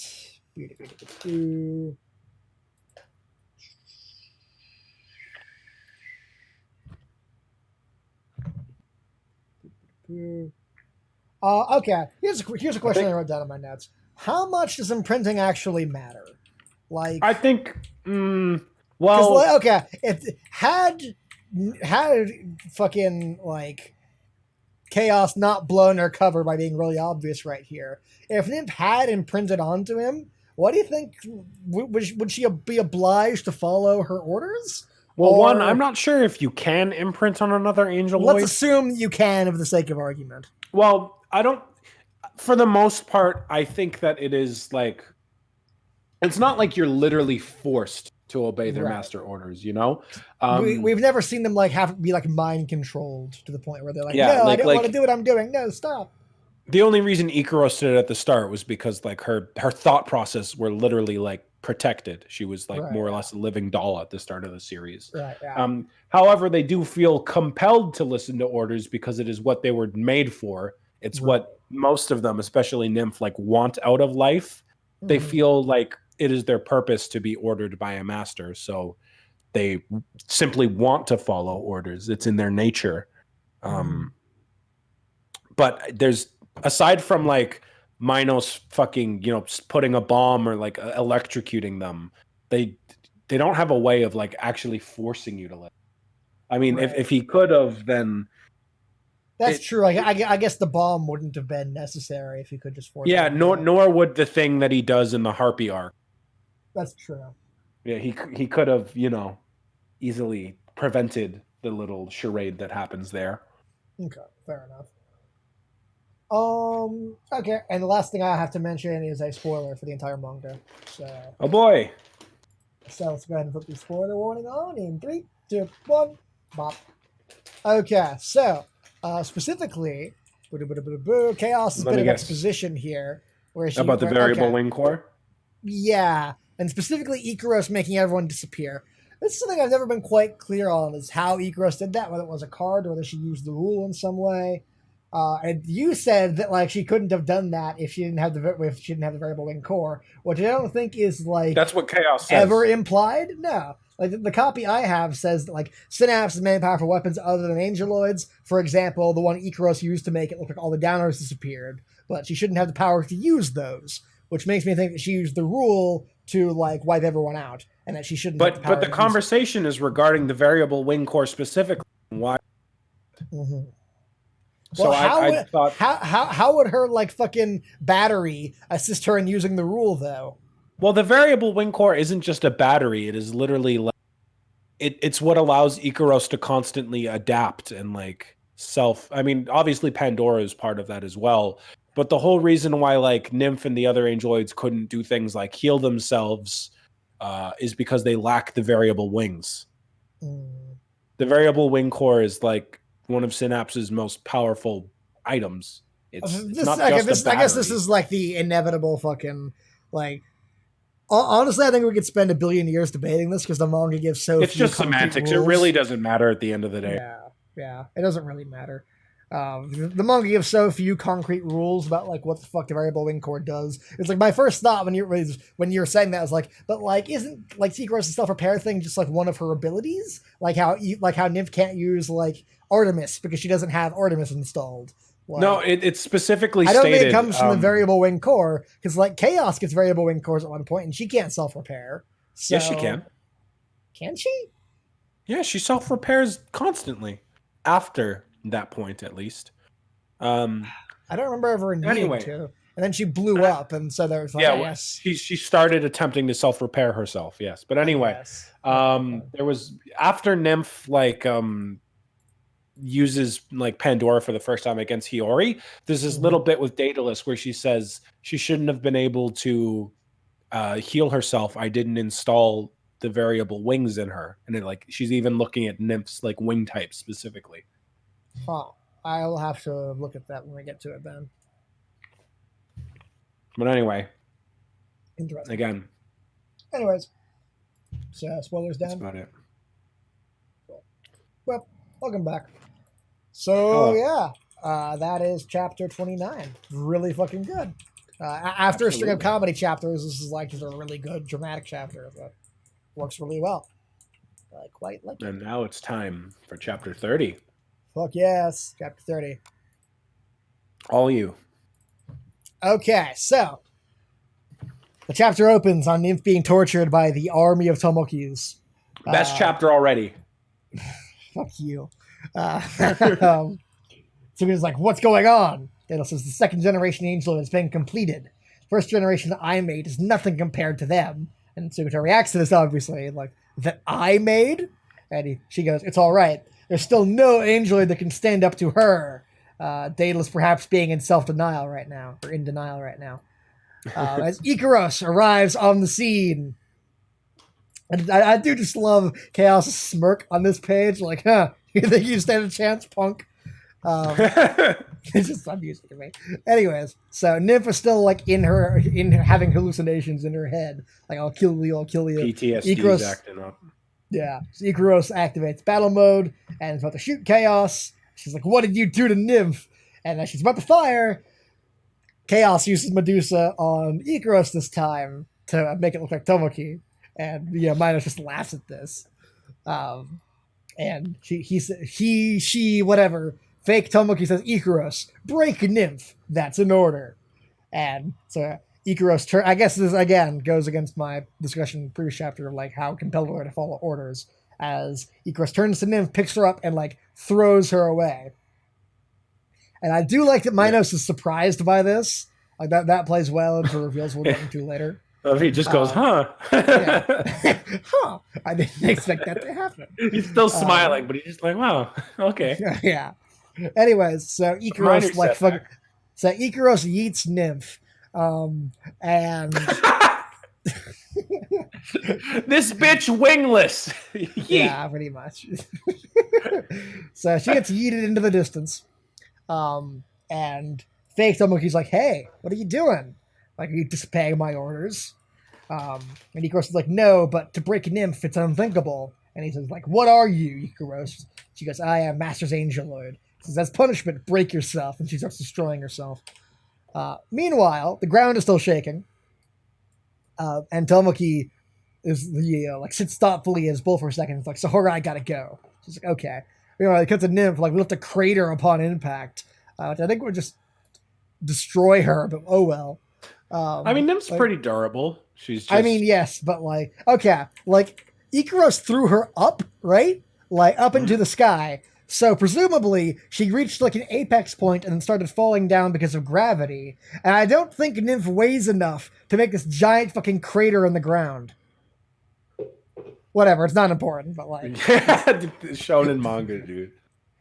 What is she like? It doesn't like the fucking stat page gives her weight? Isn't she like fucking like all the Angeloids are incredibly lightweight? Yeah, all of them. It's unrealistic. They're all Angeloid heirs. Anyways, so Nymph stands up. It's like, I gotta go help Ikaros. Help. And then she realizes that she doesn't have wings and Paradise Song is bullshit. And so she's like, help. Like, what am I even thinking? And she has like a little like, breakdown. Like, I can't do anything without wings. And she like thinks back on how Chaos tricked her and like, why did I even believe her? I'm like this garbage. And just this wonderful page like that someone, I'm really garbage that someone picked up. There's this wonderful fucking page. And then here's a question: Does she say? Does she specifically say a Tashimono here in the Japanese? Because this seems like a direct translation of like her saying a Tashimono, like referencing the show's name. I haven't checked. Do you want me to go grab my volume right now? I'm recapping shit, so sure, be my guest. Okay, yeah, I will go. I will be right back. Okay. Anyways, so Nymph says, I'm garbage, and someone picked up, but she, like, has her breakdown. And then meanwhile, Astrid appears behind her, carrying food, which is funny. And she's like, Nymph, how'd you get so hurt? And Nymph realizes, of course, Astrid can fight. And she says, please, Delta, go help Alpha. She's like, something terrible is happening to her. You have to help.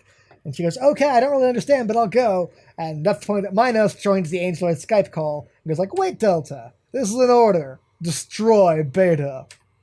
And they both have a shot where they like react to hearing this. And Astria stops and turns around. And the manga is like, I presume this is Astria saying this, because this is out of character for Nymph to say this at this point. So Astria's like, Master. And he goes, what's wrong, Delta? Hurry up and destroy her already. No, wait. Do it slowly. As Nymph starts crying. He says, did you think you could run away? Your entire life is my plaything. What's wrong, garbage? Aren't you going to say your usual? Please, Master, please don't scrap me like that. He says, so Delta, this is an order. First rip off her limbs, then smash her face. That is an order. As Astria powers up. She's like, I'm sorry, Nymph, I have to do it. And she goes, it's okay, Delta, I know. Angeloids can't disobey their master's orders. What was I dreaming about? Angeloids shouldn't dream. So this wonderful shot of just absolutely broken, destroyed Nymph. Which is the perfect time for Tomoki to appear. Okay, so tell me. I can confirm that is not what she said. Aw, I was hoping that was one of the fucking, like title drop moments, like in fucking I'm pretty Last sure Jedi. Tashimono is property. I mean, yes. It felt like one of those moments where like Luke Skywalker in Last Jedi goes like, I will not be the last Jedi. And you're like, oh, he said the title.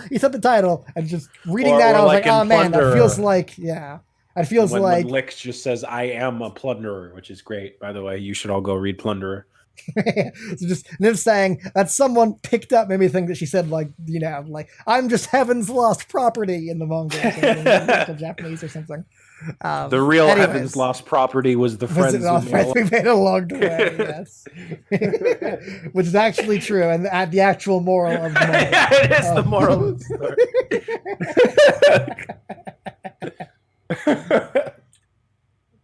Anyway, Tomoki shows up and goes like hell they can't.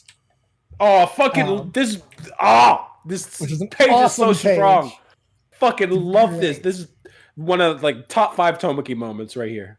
I think this is like the top one. Maybe even top 3. Like this is like in the anime at least, this is like the best Tomoki moment in the entire show. Oh, in the anime it's 100% the best. Yeah. He has some other really good moments. This is like, to me, this is the best dramatic moment in the entire anime. I fucking love this shit. It definitely is the one that like embodies who person. Yeah. So His they both speech is fucking wonderful. It is. So they both freeze, and he goes like, "Is it wrong for an angeloid to dream? Is it wrong for angeloid to ignore their master's orders? Is it wrong for an angeloid not to have wings, to cry while eating a candy apple, to love pastries, to see animals at the zoo and be happy? Is that so wrong? I think it's okay." Inspirational. Thank you, Martin Luther King Jr. I love it. Like, I think it's okay. And as Niv just like looks at like Tomoki and like fucking cries into his shoulder in this beautiful page. I love this shit. This is what I live for right here. This is wonderful. So good.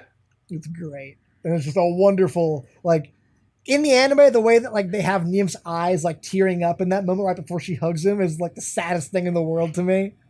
Like, oh, it gets me every time. Yeah, this is genuinely like one of best moments in the series, almost, I would say, like especially what it leads up to. And oh yeah, absolutely. Like, I mean, this entire chapter is one of the best in the entire show, I think. Oh, absolutely, yeah. It's fucking great. Anyway, keep going. So now I'm excited. Now done consoling Niv, he turns to Astria and says, "Astria, I asked you before if you could make your own decisions. Decide for yourself. What do you want to do?" And this is the point that Minos chimes in. It's like, "Delta, Chaos is taking too long playing with Icarus. Go finish the job. Leave him for later." And she's like, "Yes, later. I will definitely come to kill you." And she blasts off. Fucking Tomoki's stare is so goddamn cool. I do love that. It's great. It fucking sees right piercing through her. gaze. Yeah, I love it. So she blasts off, and he reveals to us why he showed up, which was, Sahara mentioned like construction work in the country. He's like, "There's no way that would be out here," which I don't like this line. I mean, it is a way to fucking in the movie.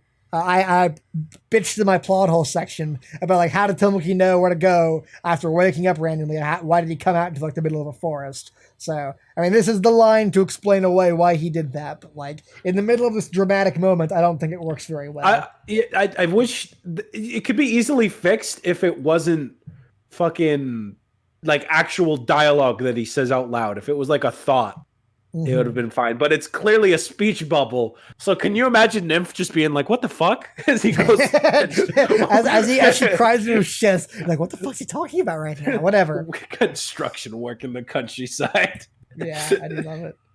Yeah. Anyways, so Astria is soaring through the clouds, and she's like having like thinking about what he said. And she's like, "Astria and Nymph are deceived by that downer. How could they fall in love with him? Downers only exist to be stepped on." And then she gets to where Chaos is beating up Icarus, and she goes, "How could I have decided to fall in love with him too?" And she like bashes her like shield, I guess, over Chaos's head. I'm not entirely, or no, I think she uses her sword to like cut her wing. She used her sword to cut her wings. Yeah. Okay. It's not entirely clear. Okay, so I guess the action's going that way. So yeah, I guess her arms. Yeah. Okay, that's more. It looks more like she like bashed her with her shield across the head. It's a little hard to because all you see is like the.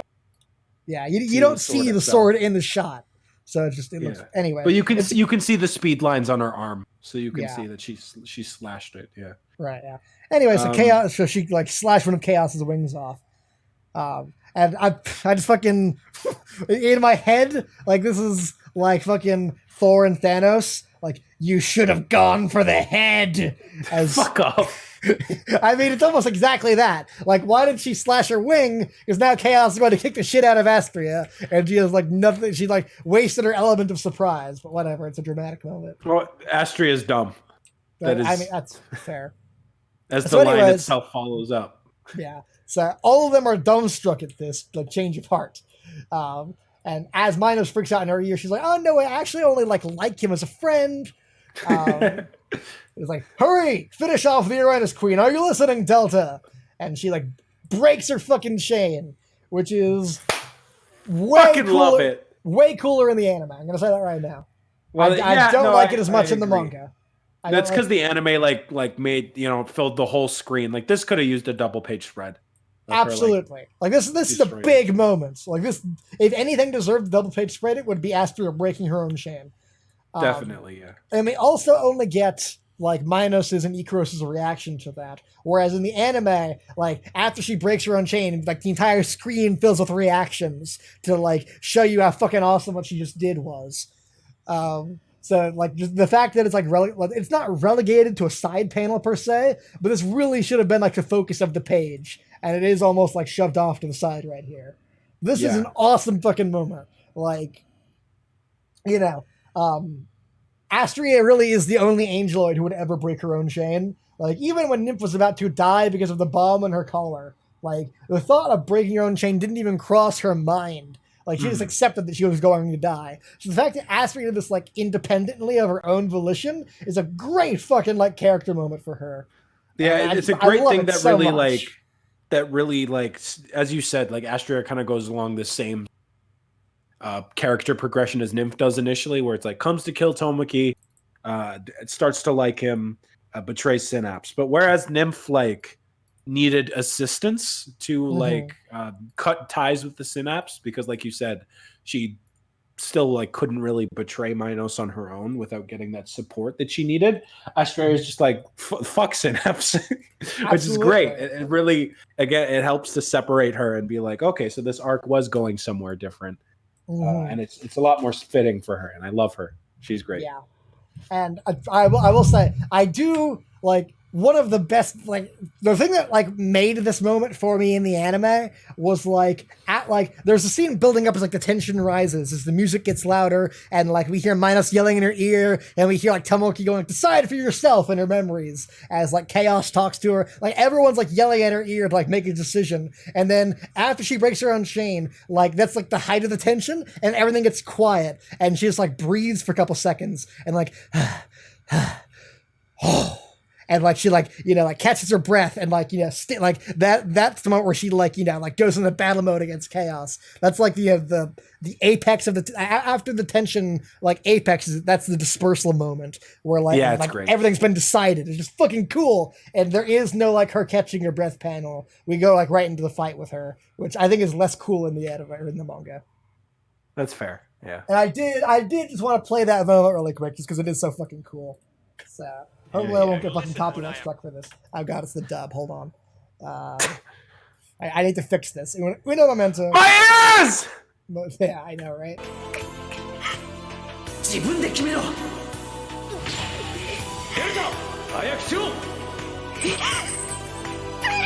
Hello, Clark. Good to see you on the stream again.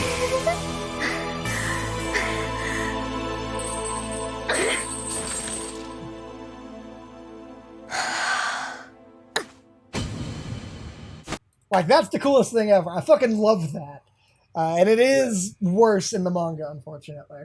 Well, to be fair, the anime made up for it with its great titty POV, which was essential. Yeah, that was unnecessary. I agree with that. Completely. I mean, her throwing the bit of the chain is so fucking cool, though. That's also fucking awesome. Like, So this scene is way better in the anime, which I bring it up only because it's like one of the last times we're ever going to say that. So, like, savor it while you can. Savor it.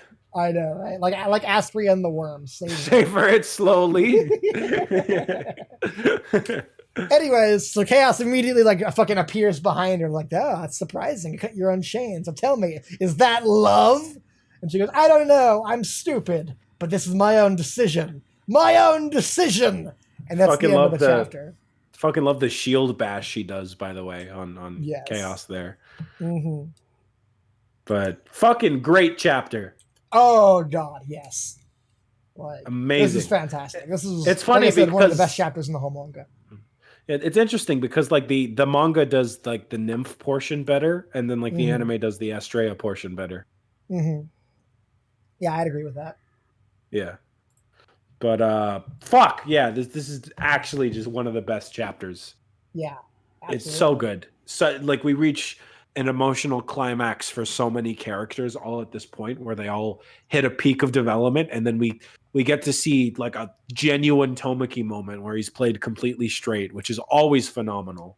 Oh yeah, every time Tomoki, like I said this in part 4 of the love letter, like because Tomoki is such like a wacky dipshit character most of the time, and because he's drawn as a chibi most of the time, it really does surprise you when he is drawn full size and is involved in a serious moment. Like it makes the serious moments even better when Tomoki's in them because you're so used to seeing him as like a wacky dipshit. So like when he does get serious, it makes it more dramatic than it would be otherwise. Mm-hmm. which I love. He's fucking great. Mm-hmm. Art's also top notch again on this chapter. All the Yep. Nymph's emotions are incredibly detailed. Mm-hmm. Tomoki looking like a Chad. Oh yeah, absolutely. Just fucking great chapter. Like it's hard to say that like in more ways, but it's great. Yeah. The one other... complaint I do have in my notes is Daedalus's like line delivery right here, which is the first generation that I made is nothing compared to the second generation in Angeloid. And she says, it's all right though. There's still no Angeloid that can stand up to Ikaros, which is a direct contradiction sentence to sentence. Like fucking the second generation far outclasses my first generations. Oh, except for Ikaros. Like it doesn't make any fucking sense and it's obviously wrong later, but whatever. Just a weird line delivery. But I mean, other than that, fair, I have nothing bad to say about this chapter. Yeah, no, actually like fucking 10 out of 10 chapter. Absolutely. Anyway. Oh, my one little nitpick is that Astrea saying that she like is in love with Tomoki is a little sudden. I mean, yeah. I mean, granted, she does backtrack. Used to it. I mean, yeah. One, she's dumb, so it does make sense for her to just blurt out something like that. To like get caught up in the moment or in emotions. Yeah, and her little backtrack after is great. Yeah. Okay, here's a quote. Like personally, I've always been much more on the side of like them just being really good friends. So. Oh no, absolutely. I more than anything, I see. Yeah.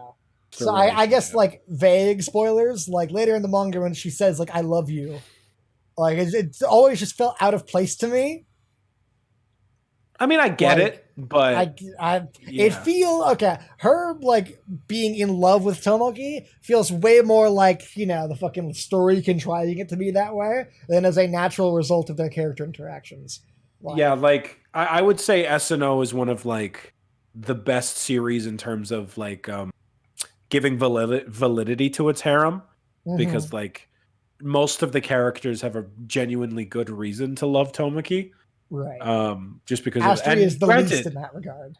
Yeah, no, granted, he does still like make a big impact on Astrea's life and like gives her independence, much like he did to Nymph.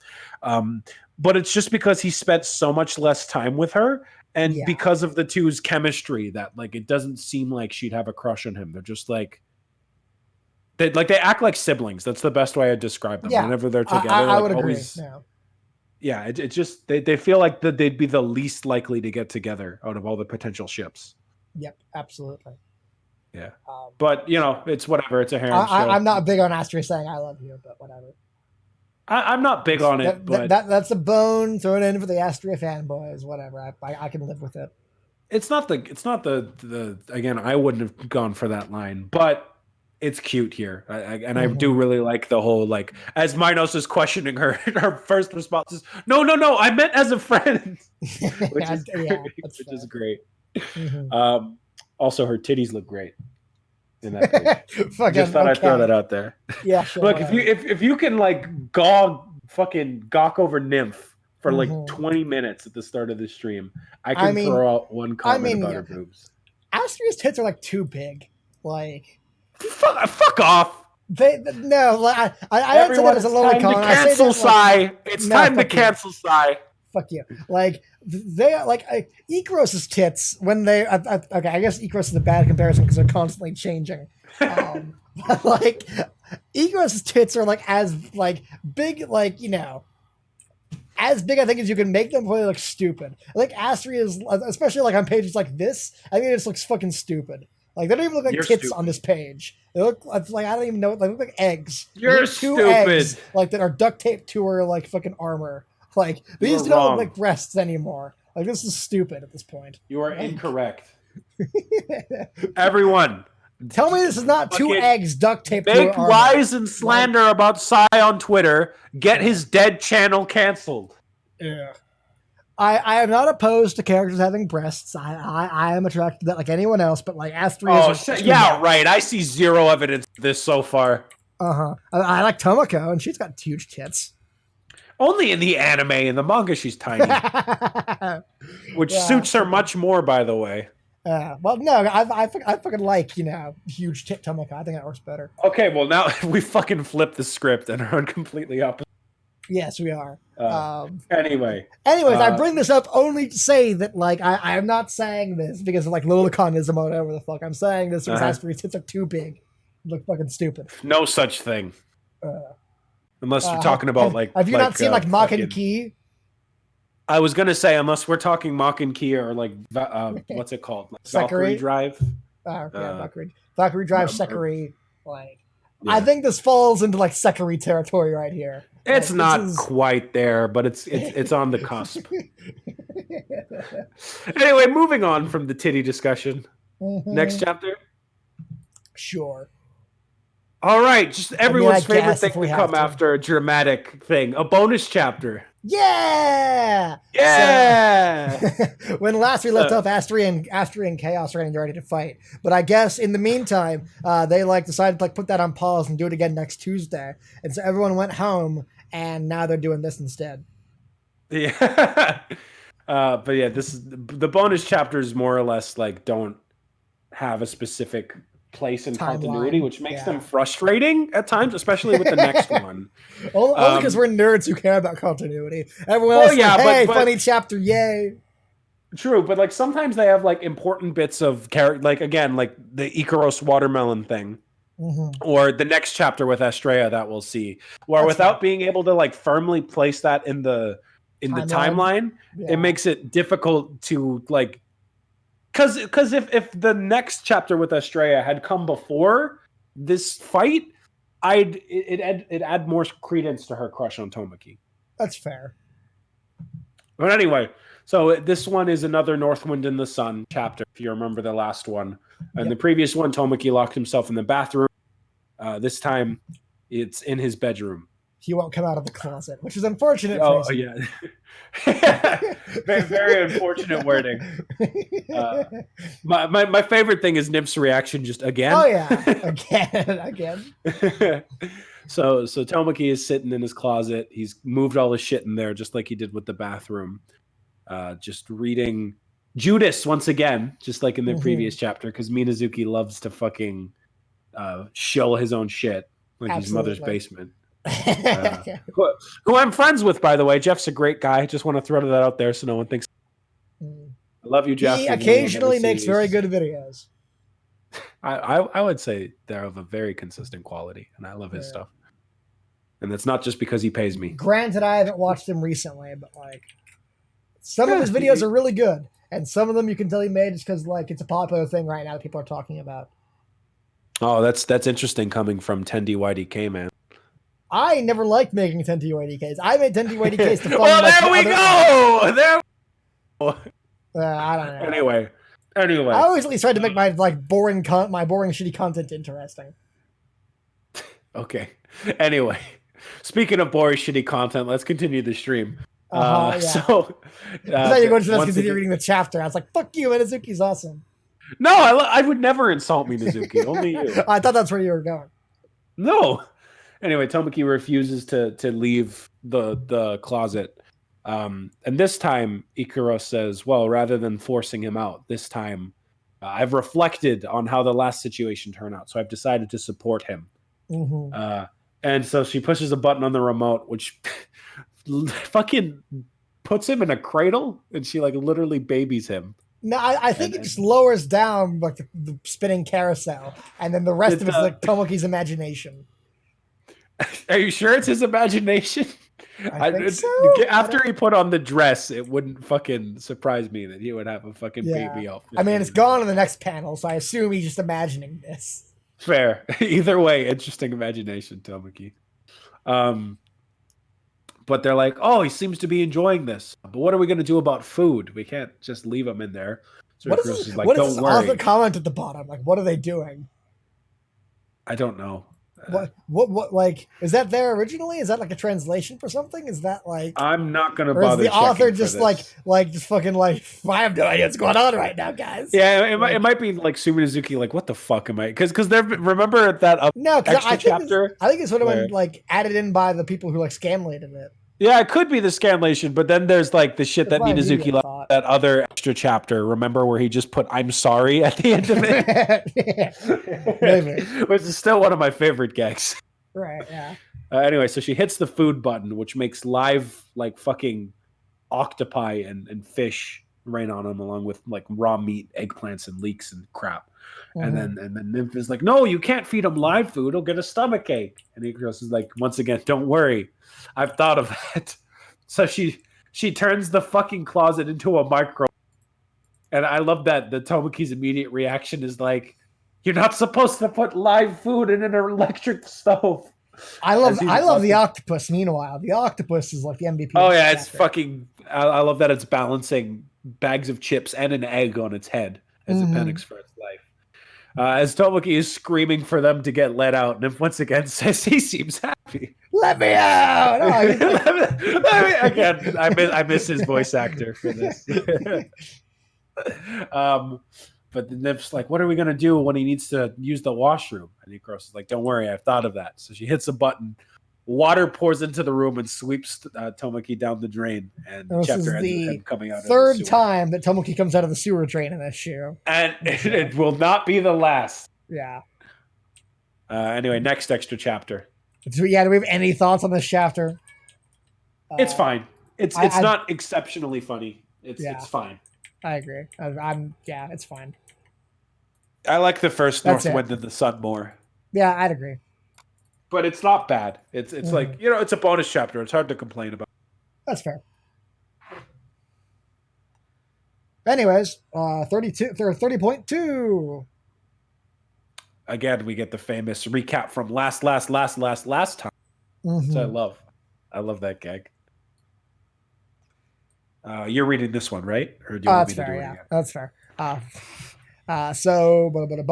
Ever since the big tournament game, everyone in town thought he was like, been giving him looks like calling him stupid. And meanwhile, then he sees Astria. He's like, "Yo," and she calls him stupid as well. And he like breaks the little milk glass he's holding. It's like, "I don't want to hear that from you." If that's how it is, we're having a rematch. This is the Smartest Kid Championship, the match to decide the idiot, which is a great title chapter. So they start out by playing Go. Or Othello, is that what it's called? Yeah. I thought it was Go. I thought it was Othello.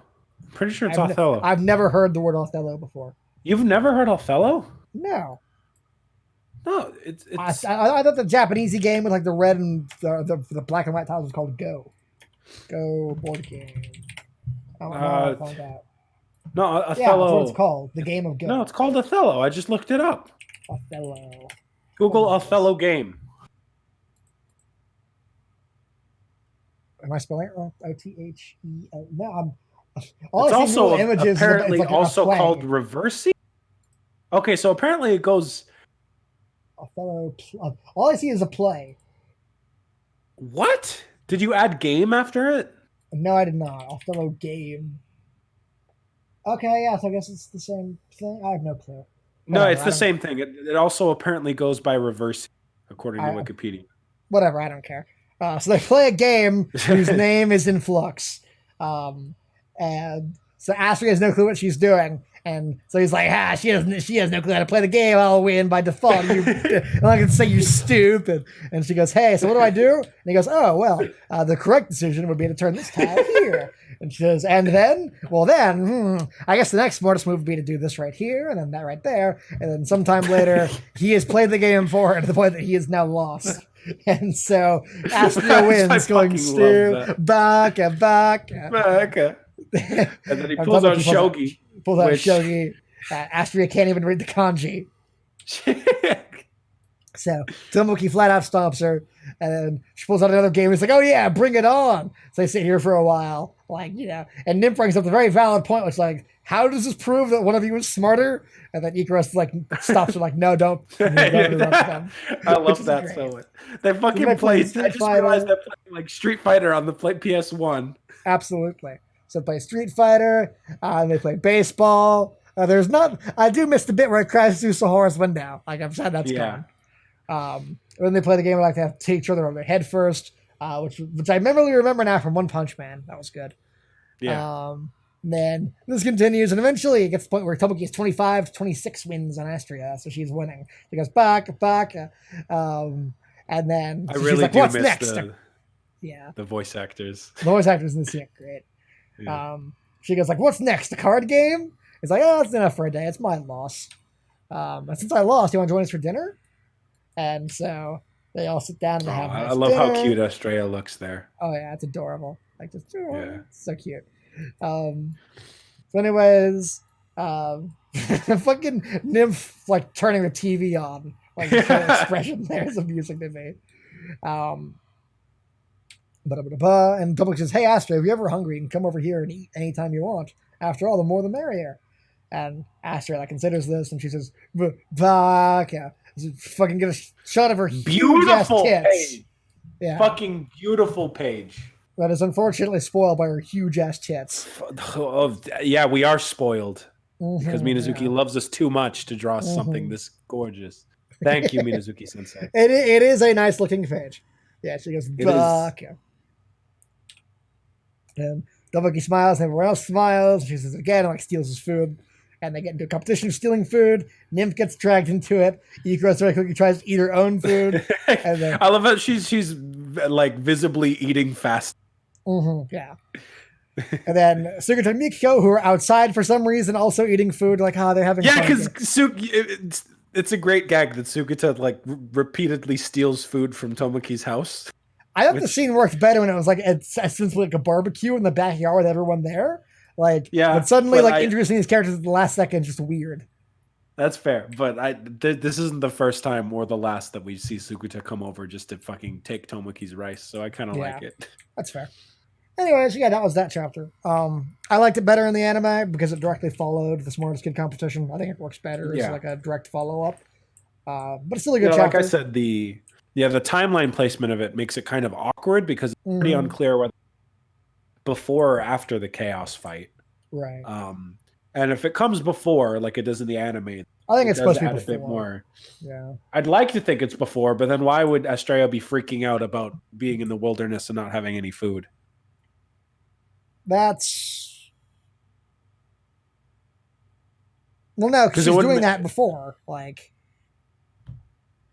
she's doing that before the chaos fight. Like, remember, like, before the chaos fight, like, she comes to steal food from Tomoki. She, like, considered it her revenge, which, like, wouldn't make sense if this... Maybe this was, like, directly after that? Is there, like, a direct link between that chapter and this one? Or I guess this could take place after that, but how much time after that, before the chaos. I don't think there was a direct link between the chaos fight and the end of that chapter. So I think we can slot this chapter in between that and the chaos fight. Fair. In which case it works. There. It works just fine. Yeah. Yeah. Good chapter. Like Isaiah said, this is vastly needed to make Astria's sudden decision to betray Synapse make sense.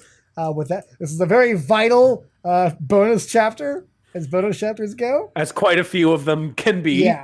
Yeah. So I'm almost sad that it was relegated to side chapter status. It feels like it should have been like a normal chapter. It's almost like for a side chapter, this is like fucking like 15 pages. This is like very, very close to being just a normal sized chapter. Yeah. Which, again, very smart of the anime to just place it as like an epilogue to the Smart Kid competition. Yeah. And I also just miss the voice actors because, again, like hearing them go like Becca, actually fucking great. So, especially when they like, my favorite is when Tomoki really elongates. It's like Bwaka. That's a great. All of the voice actors are fantastic.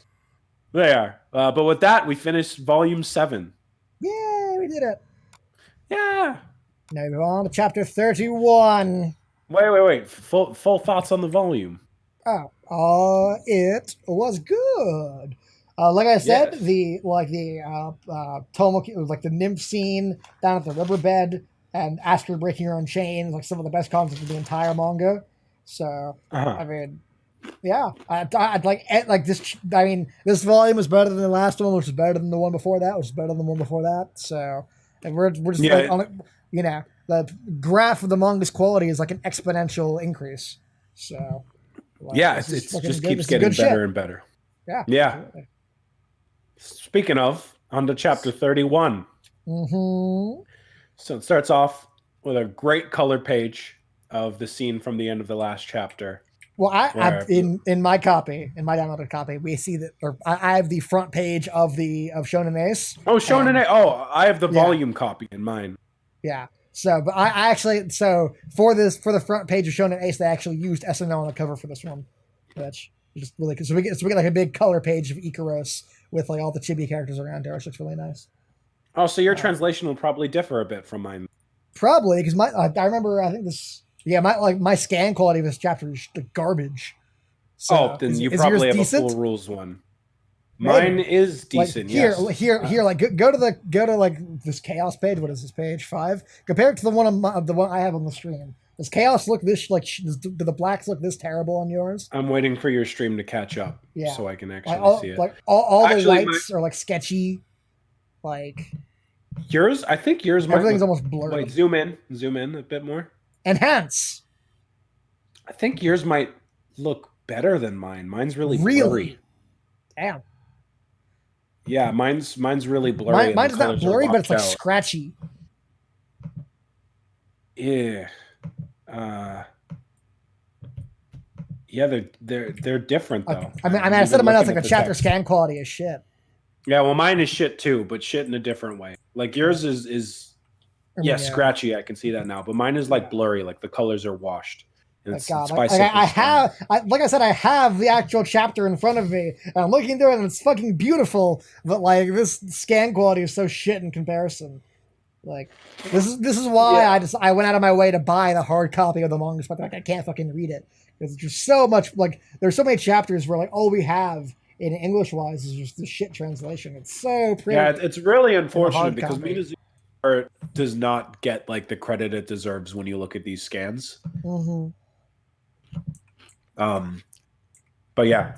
Anyway, so open up on a nice Chaos color page. another we get Chaos's stat page, by the way. Don't want to skim yes, over. Stat pages. Fuck yes. Which are great. How much? She weighs 19 kilograms. What is that in correct measurements?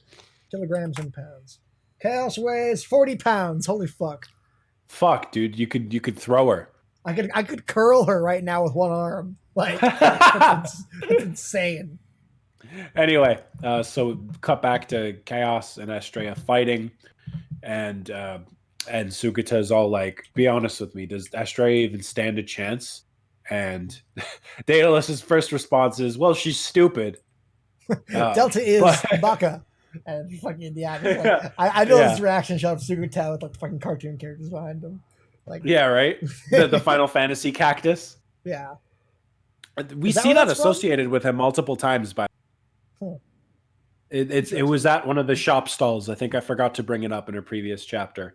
But yeah, Minazuki is clearly a Final Fantasy fan because he keeps using those cactuses. Anyway, so I thought it was like an Animal Crossing thing or something. No, it's Final Fantasy. You're thinking of like the little. I seem to recall that in Smash Bros. Isn't the cactus an item in Smash Bros? I might be wrong, but I vaguely remember something like that. Anyway, so we get back to Daedalus explaining like, did Estrella's lack of intelligence isn't an oversight. Like I specifically minned her intelligence to maximize her speed and attack power, and we see that in terms of speed, she is outclassing Chaos because her wings are acceleration type. Not to mention her shield is actually stronger than the regular Aegis. The only difference is that it can only block from one direction. And her fucking sword Chrysor can like do the anime thing where it grows like 1,000,000 times taller. Which does look a bit stupid, I've gotta say. Like does look kind of stupid. But anyway, she slashes the shit out of Chaos. It's an awesome page. Where or it would be if my scan quality wasn't shit. Yeah, same here. The explosion looks like mustard gas in my.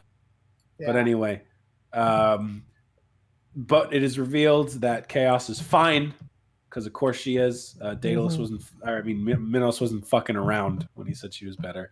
So Chaos just decides I'm gonna run the fuck away and just attack from a distance. Yeah. which is because Estrella is the close combat angeloid. So the second you get some distance on her, she's fucked. Yeah. Daedalus even says like Delta doesn't have a single long range weapon, so if she gets away from her, if the enemy gets away even once, she'll be tortured to death. Chaos uses is it Chimera is the one that generates her like black evil balls or whatever the fuck? Yeah, Chimera is like her big blast. Yeah. So she shoots Chimera, and Aegis L is blocking it, but it can only be operated periods of time because of how strong it is. Mm-hmm. So it's starting to break down as Estrella is like saying, "Oh, I can't die here. This was my first decision." But right before Chaos can give the finishing blow, Ikaros arrives in this fucking awesome page. She looks dope as hell. Like Chaos is all like, "Goodbye, Estrella," and Ikaros says, "No, the one who's leaving is you, Chaos." I am usually pretty against like leaving in like like weird Japanese isms in manga.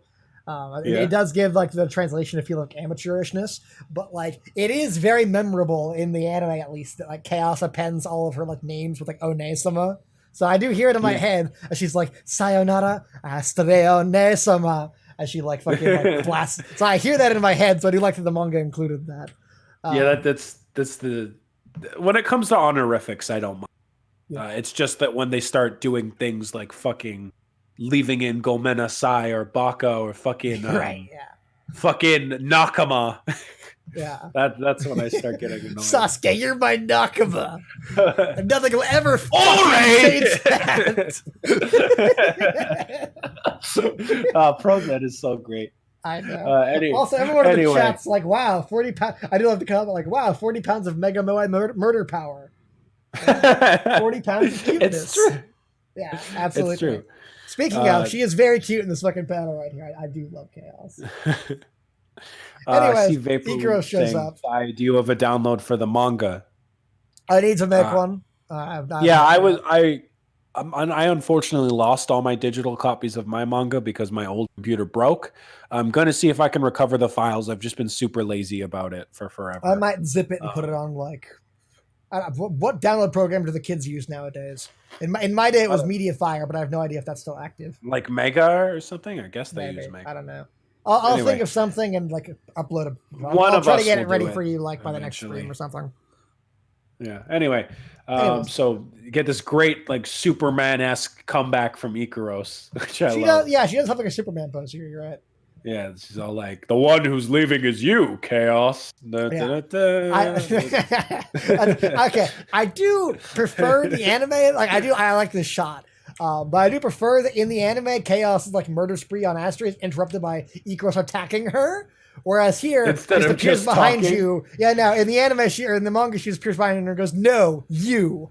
And then fucking... Like, I love it, though. It's still good. it's less cool that she, like, Ikaros open up with an attack. Ikaros' presence is enough to make Chaos stop. Yeah. Anyway, it's a cool comeback line. Whatever. Let her have her hero. Whatever, yeah. I do just hear in my head. Goodbye for you, Chaos.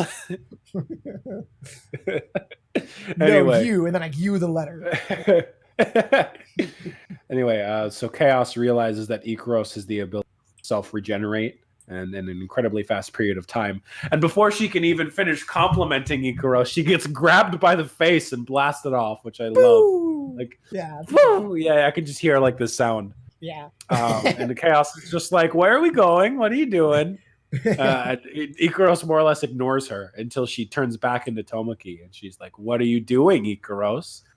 And then Ikaros, in this bit, like you said, it was kind of foreshadowed in the previous volume, even though it's been like a thing, where Ikaros goes, "My master is very good at swimming." Luna Lupus in chat. Like Ikaros teleports behind Chaos. Nothing personal, kid. It does remind me of that, yes.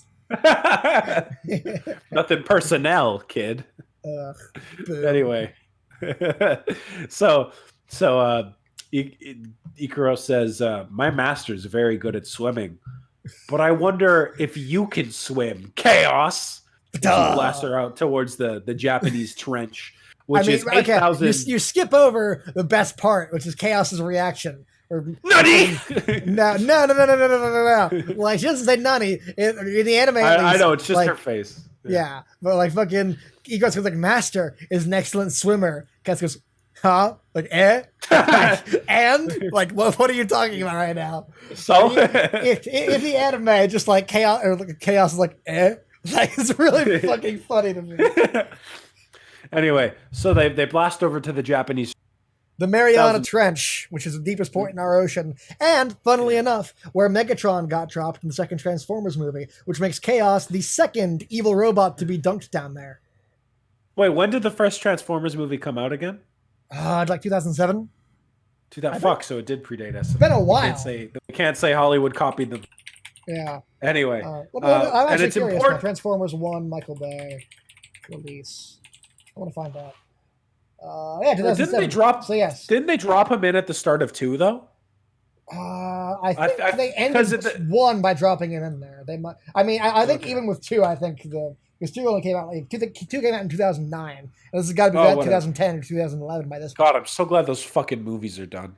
Yeah, I mean, yes, but like, regardless, it's amusing to me that Chaos is the second evil monster robot to get dunked in there to stop her. Just fair. Anyway, it's also important that the depth is 1,000 meters, which is more than Ikaros can take, as previously established. What was her max? Like 5,000, 6,000 or something? I have no clue. It was within 4,000 to 6,000. Or anyway, so Chaos is like, if you do this, you're not going to survive either. It's further than your depth. But hey, how about instead of killing me, you just tell me what love is? I just want to know love. Love. Yeah. Ikaros says, I don't understand love either, but whenever I see Master with Nymph, like when they're on their date, my reactor hurt. And whenever I think about him, my reactor hurts. When I think of the thought of you being able to go free and hurt him again, I feel broken. And so she shoots up into the air and fucking again pulls a Superman, like bringing down fucking I was gonna say Darkseid, but it's not him. It's the other guy. Was it like the nuclear guy in like the third movie? He might have done that, but I was thinking of the dude that kills puts him in a healing coma. The fucking guy with gray skin also starts with a D. Doomsday. Yeah, he did that to Doomsday. He brought him into orbit and slammed him down. So Ikaros is about to fucking plunge Chaos into the water, and it looks like that they go down together. But at the last second, Astrea grabbed her. Great page, by the way. I love the way that the water looks as it's like raining back down. Too bad the scans are shit. But anyway. I gotta say, like, fucking the way they animate the water in the anime is like one of the more impressive animation bits in the fight. Like the way the water like blasts apart and then comes back, that's fucking great in the anime. Yeah, they needed that to make up for the shitty CGI Uranus system. Yeah, I mean, yes, but like, it's like it always like surprises me how good the water looks in that scene. Where is it? No, yeah, especially when you look at the CGI waterfall start of Forte as well. Oh yeah, which did not age well. Anyway, so Astrea is all like, "You could have died, Ikaros. What were you thinking?" But all Ikaros can say is like, "The enemy has been silenced, trapped at the bottom of the ocean." And then she says, "Astrea, do you know what love is?" And Astrea gets all flustered and doesn't know how to say it. But then Ikaros, crying, which is a really great scene, she says, "I'm just like that girl.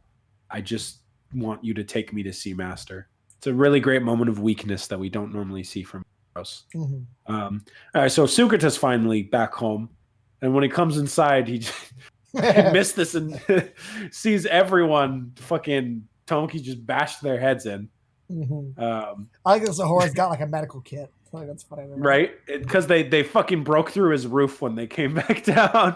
Well, no, I think she's like trying to heal like their wounds from the fight. But like, no, but I mean, like that's what Tomoki says. I like, mean, yes, we were treating Nymph's injury. Oh, okay, I see. The roof and the ceiling, and then once again he flips the coffee table of the heart, which I love. And he says, "Can't you come through the entrance like a normal person?" And then he just starts grabbing Ikaros and like fucking noogieing her. But then we got a nice little genuine scene where he's like, "Well, since you came home safe, I forgive you." And then he goes, "And Nymph, How long are you going to stay depressed about having wings? Stop being an Eeyore Angeloid. Fuck you. And he goes, I'll let you imprint and become your master. I don't mind that you don't have wings. And which is really sweet, cute moment. And then Nymph's wings grow back. It's a really stupid moment. Not necessarily if you consider We'll get to it. Yeah. If it was just this, it would be stupid. But given the implication, I justify it. Anyway, so Nymph's wings grow back. She immediately picks Tomoki back up, and they fly off into the sky. You get this great gag where Tomoki's like, Astrea, help me. And Astrea's like, oh, I refuse. It's not like you're my master or anything. And he goes, but I told you to make your own decisions. And she goes, I know. And I've decided I'm not going to help you. And we get this great page of the three of them all flying into the sky together while holding Tomoki. It's a really heartwarming. That is a really beautiful page. Yeah. But that's not where we finish. They cut down to the bottom of the Mariana Trench. Chaos reaching her arm up. The anglerfish floating around her. The water pressure is so strong she can't even move, but she remembers as she's feeling the great pain of the water pressure, she thinks back to Ikaros's words about how she hurt whenever she thought about how she loved Tomoki. And so she decided that love must be pain then. And so she hurts poor Mr. Fish-san. He kills him and says, I need to eat lots so I can grow up quickly. And next I'm monitoring chat. Everyone be very careful what you type in right now. So as you see, the anime took this line very, very seriously. Very seriously. Oh, clearly Minazuki meant she actually is going to grow up by... Yeah, no, she says, I need to eat lots of fish so I can get bigger. Then next time I'll give everyone lots of love. Everyone. And yes, the anime took this line very literally. Like, insanely literally. Yeah. But yeah, that's the chapter. Fucking great. Yeah, agreed. Fucking amazing. Fucking so good. I'm so mad that both of the translated chapter of shit quality because it really doesn't do it justice. It's so good. So good. I'm telling you, man, you need to get on this shit. You're the only one. You're the only... Like, help me, Obi-Wan Kenobi. You're my only help. I have a life now. I work a job and fucking I'm not getting paid. I have no help from anyone. Fucking Yen Press should just get Sorano and Tashimono if they're doing every other thing Minazuki's done. I know, right? Are they doing other things? I only know about Plunderer. Are they licensing? Yeah, they did Sora Nagihara and Plunderer, and I have the sneaking suspicion. For some reason, I have a sneaking suspicion that they'll also do whatever the one with Pulpa is. Well, what was that called? The elf manga. Dokuin Cooking. Oh, Dokuni Cooking. Yeah, or Dokuni. I've always said Dokuin. I think it's. I thought it was Dokuni. Hold on. I have no clue. Dokuni. Yeah, it's Dokuni Cooking. Okay, whatever. Yeah. Which was unfortunately axed early in its life. But anyway. Hard to really praise more chapter. It's just so fucking good. For my notes, I have like chaos on this page looks fucking great. Even in the shit scans, like it looks so much better in the actual volume that I have in front of me right now. But like this page of chaos looks fucking amazing. I love it. Ikros going no you is a really stupid way to is a stupid action dispersal. There's no Uranus system in the manga. What do you think about that? Good. I don't like the Uranus system. I've said this before and I'll say it again. I like it here, if only because we get to see like more of Chaos's power being shown. It's not even a good mecha battle. It's dumb. Let's hit my big arms against your big wings. Lame. I get. I just like Chaos. I fucking love Chaos and liquid metal wings, and they don't get used at all in the manga version of this fight. Well, so I like them being shown off a bit more. Grow is kind of like. I mean, yes, but like just her. If they had incorporated her wings in this fight in some other way, I would have been fine with it. But here, it's just that's not a factor, which is meh. Fair. I just like in the anime they like have a huge emphasis on them like coming together and like forming shapes and objects and shit, which is really cool. I love that. Yeah, that's Anyways, true. I said in my note, I said this to you like earlier in the week. It occurs to me that like all of Ikaros' battle strategies are essentially just a kamikaze the problem away. Yeah. Like 4 out of 5 of her battles in the anime, she is willing to kill herself to stop the enemy. So like in this fight, Hey, man, she's you like gotta do totally what you gotta prepared do. to die, and then she's only saved because Astria grabs her at the last second. You got to do what you got to do to protect your master. Yeah, I said that Master is a good swimmer is a funny line in the anime where we have like Tomoki's voice actor going which just makes it funny. And finally, Nymph's wings growing back. Yeah, I don't like it. I have a lot of bad things to say about the ending of Forte and Chaos eating fish, but at the very least, they had Nymph's wings grow back during like a moment of dramatic tension. Here, they come back after a big long like monologue about why Nymph doesn't need wings to like not be bad. And so at the end of this like Tomoki speech like why she doesn't need wings, having her immediately grow back her wings sort of like ruins the point of what he was saying, and it's just fucking stupid. It's kind of like how Naruto uncrippled Rock Lee. How like I have no clue what you're talking about. Okay, well, hopefully people in the chat will know. As much as I love Rock Lee, it completely like diminished all of the weight in the scene to have him like completely uncrippled immediately after and just go back to being how he used to be. Given the implication of how her wings grew back, it makes sense, but the placement of it. I mean, after I don't. What would have helped is if like they made it clear that like it was Nymph's like fucking like like she had like a mental block that was like keeping her wings from regrowing. If that was established, I'd be more fine with this. But here it just feels like a random ass pull, and it also, like I said, it's like without with the message of what Tomoki was just saying. It does, yeah. That's the thing. It's just with foresight, or I guess hindsight of what comes later. It doesn't bother me. But the timing, I definitely say, isn't the best. Like, it kind of invalidates Tomoki's point to be like, hey, I accept you with or without wings. If we're being honest, it's literally just to give an excuse so that Tomoki doesn't immediately improve her. Yeah, that's pretty much exactly why it is. Because he was about to, and then this happened, and Mm-hmm. Oh, well. It does remind me of fucking... Have you seen Shikugen no Shana, Isaiah? Yeah. How much of it? There's a lot of Shikugen no Shana. I think I saw like 2 seasons. Really? You stopped before you got to the good season? Like season 3 is the only reason to watch that show. Whatever. It does remind me of the finale of episode, like the last episode of season 1. Shauna's like, Yuji, I love you. And then at the start of season 2 she to goes, keep the like, status straight quo back. going, and what they did was they made it so that Yuji just didn't hear what she said in the moment, and now Shauna is too embarrassed to say it again, which is the stupidest possible way to get their fucking tsundere dynamic going. God, I hate season 2. That fucking... So much of Shikugen no Shana's shit. Like season 3 really is the only reason to watch that show because it's actually good. Now you know why I didn't bother watching it. You said you watched season 1 and 2. I meant season 3. Season 3 is the only good one though. Yeah, well, I didn't know that.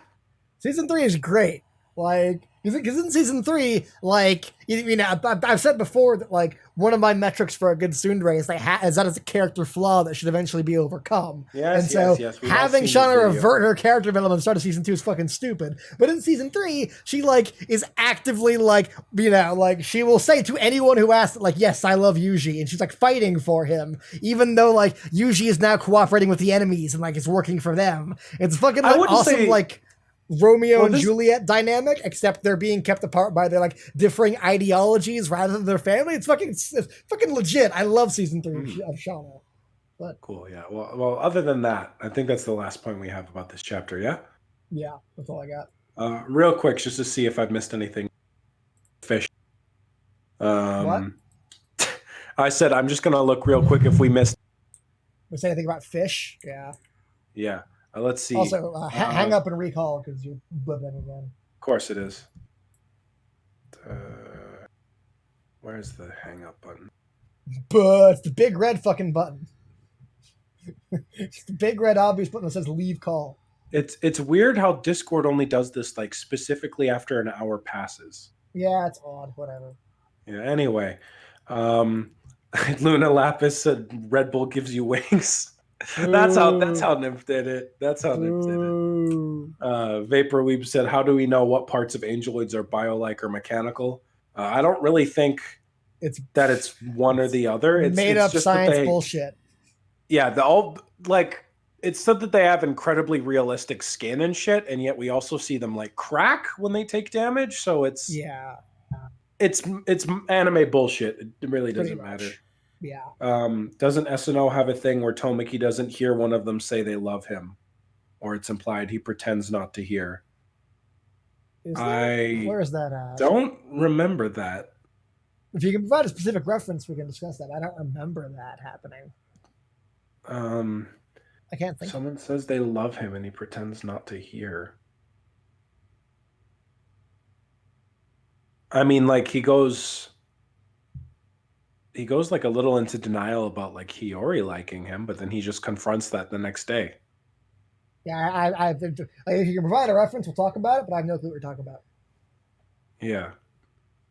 Anyways. So next chapter? So let's go to 32. And you're reading this one, right? Sure. So this is the one. Did I read the last one? I already forgot. I don't think. Oh, I'll read it. Whatever. It's not a big deal. So this is the chapter that I recommend everyone start the manga on. This one's great. This is the point where Forte goes to shit. And we will get to that. Anyways, so the start of the chapter, Mikiko's like idly sipping tea. It's a lovely day. The birds are chirping. You know, the sun is shining. On days like these, kids like her should be burning in hell. Boo. Boo. It's true for Mikiko, though. I've made it work. Fuck you. Yeah. Anyways, so Mikiko's like, it's been 4 months, hasn't it? I haven't appeared in this manga in 4 months. Like, what is that supposed to mean? Everyone's had an active role in the love, battles, and tears. Only I have had no role in 4 months. Who should I exert my anger on? The author? The Shonen Ace editing team? No. I know that only one person deserves to suffer. Him. The fucking arrow makes this joke. Like fucking I know, arrow right? is the funniest bit of this entire page. Like him. It's so fucking good. He looks so happy. I know, right? Just trying to enjoy himself. Yep. Says, hello everyone. But yeah, third festival, let's go! Third festival, yeah! So the festivals come to town. And he's like, peace really is the best. They're talking about the proposal, by the way, from the anime. What proposal? The proposal, remember, from this chapter? That's what they're referring to him pretending to forget. Okay, but that's in like the shitty part of Forte we don't acknowledge. Yeah, we'll get to that at the end of this chapter, actually. Yeah, anyways, so. Yeah. He's like, so Tomoki, this is really weird. Tomoki's like, things have been difficult recently. We had to deal with the attack from the second generation Angeloid. And I'm like, wait, you know about that? What?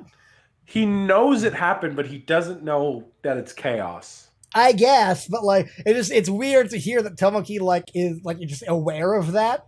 Like, yeah. When Tomoki's like so divorced from that most of the time. The fact that he's like, oh yeah, there was second generation Angeloid recently. And I'm like, wait, you were aware that was happening? What? Okay. Anyways, it's also great that Nymph's wings grew back. Like, peace really is the best. And meanwhile, Mikiko's like, Sakurai-kun!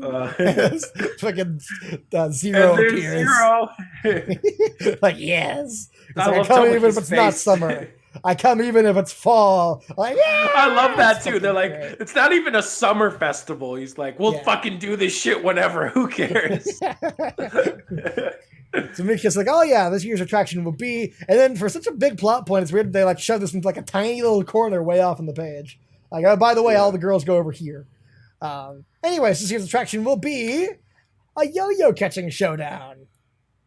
Tomokie's like, no, I refuse. I'm not participating at all. Mikiko's like, I'll explain the rules, all right. And she like disrobes, and she's wearing a bikini, so everyone freezes. Like, excuse me? She goes, like, Sakurai, what does yo-yo mean? And yo-yo catching? It's like, it's just referring to those bouncy things, right? She's like, right, those bouncy things. She dives into the water, and then fucking Zero goes, fish! And pulls out. I forgot about his voice. It's so weird to me. I fucking love that he just, like, can you imagine? I just love the idea of, like, going fishing, and the second you hear the line, like, or you hear the line fish, you just announce to the world, fish! As you pull it out of the fucking water. Like fucking Sonic Adventure 1 with Big the Cat. Anyways, so he pulls her out of the water, and Tomoko goes, "What the hell?" Oh, it's Makiko. He's got Makiko wearing a swimsuit with her name on it. Character. So in case you forgot. Yeah. I mean, don't you have a swimsuit with your name on it, emblazoned in like Dragon Ball Z letters? Yes. Oh yeah, it is kind of the Dragon Ball font. It even has like the star. The star. Yeah. Yeah. Holy shit. Anyway, so how's this for bouncy things? And everyone's like, "Oh!" Yeah, I missed the voice from it. Ah! It works great as a silent panel too, but I missed Tomoki's reaction to this next page are fucking hysterical. Sukuna goes like, "Look, Tomoki, there are girls in the pool!" And his reaction, he goes to stand off to the side with the yo-yo. Gets closer to him and then, like, "Oh!" It's fucking, this is so funny. So yes, all the girls have been tied up into the pool, and the twist is that they're catching boob sizes instead of yo-yos. Whoever catches the girl with the biggest tits wins $1 million prize. And now Tomoki is like totally on board. Does not change into Tomoko in the anime, which is sad, or in the manga, which is sad. Well, there was no reason for him to. They specifically did it in the anime just to be like, well, people like Tomoko. I do, and which, to be fair, is what they do in the manga too. He even like addresses it like, well, since I know all the readers love me so much. Yeah, exactly. Anyway, so the fight begins, and Takahara and Ikaros are back as the announcers, which is great. There are a bunch of teams, but the only real opponents are Suguta and Zero, as Tomoki and Mikiko both successfully fish out girl after girl, Tomoki 2 at a time, and Tomoki grabs Nymph. And she's, looks at how small her tits are and, like, throws her back. And Takara's like, how wonderful. He showed good fisherman's etiquette by releasing the small fish to the sea. Which is funny.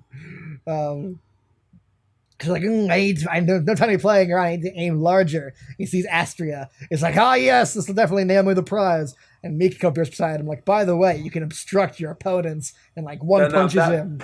That's a fucking nothing personal kid shot right there. That's true, yeah. Like, sorry, kid, nothing personal, except everything personal.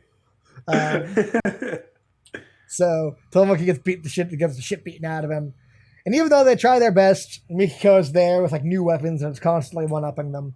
And after it looks like they've lost, Sukuta's like, I've heard tales of a legend.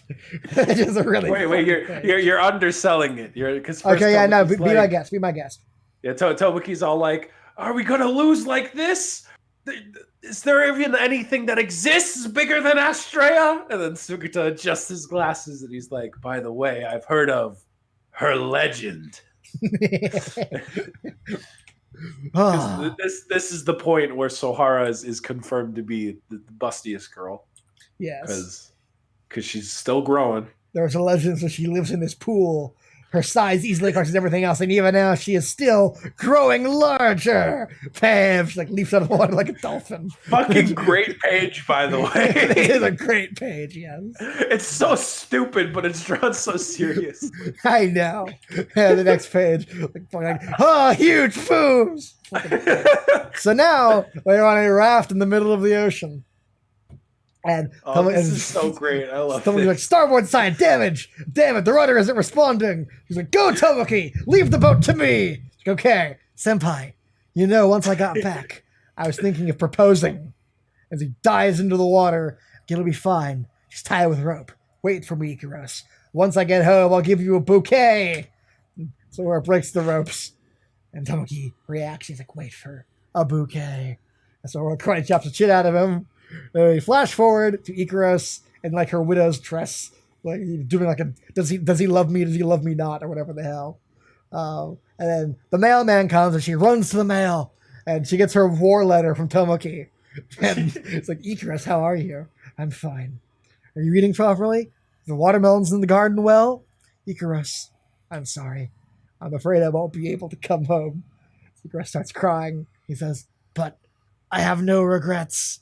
As she throws her flowers and porn mags into the ocean, Tomoki narrates, because the breasts were huge. The fucking shot of as the porn mags float to the wind, he says again, the breasts were huge.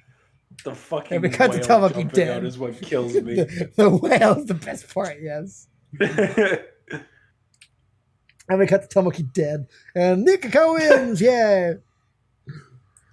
So Nikiko's now relaxing with Zero, and he leaves. And she's, I'm counting you for next year again as well. Yeah. Of the two of them just like enjoying each other's company. I like that. Yeah, that's true. Also, Zero has the birds around him still. He used the tracks. Yeah. Which I like. That's his thing, because he also, like Tomoki, it's actually kind of a neat parallel. His motto is also peace is best. Interesting. But his way of achieving peace is by killing everyone. Fair enough. So as he leaves, Nikiko's like, that was refreshing. As Tomoki's like hung up, fucking hog-tied.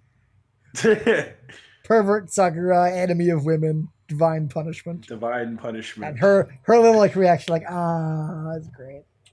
That's the end of the chapter. Yeah. So, what are your thoughts? Fucking funny. Mm-hmm.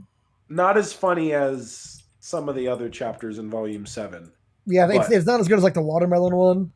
Yeah, but the fucking gag of them out in the ocean is actually hilarious. Agreed. That's fucking fantastic. Yeah, fucking... I love it when, again, some of the humor is best when they just play it straight. And the fact that they've, like, fantasized this scenario. The soap opera. Them, like, in fucking Moby Dick, essentially. Yeah. Again, the imagery of Sahara like a dolphin is fucking ridiculous. Always love seeing Zero. It's a pretty good chapter. It's not the best comedy chapter that's come out recently, nor is it one of the best festivals, but it's fine. It's fun. Right. Yeah, I'd agree with that. Just to respond to the chat super quick. Okay. Geomask, is this a reference to Seven Ocean? I don't know.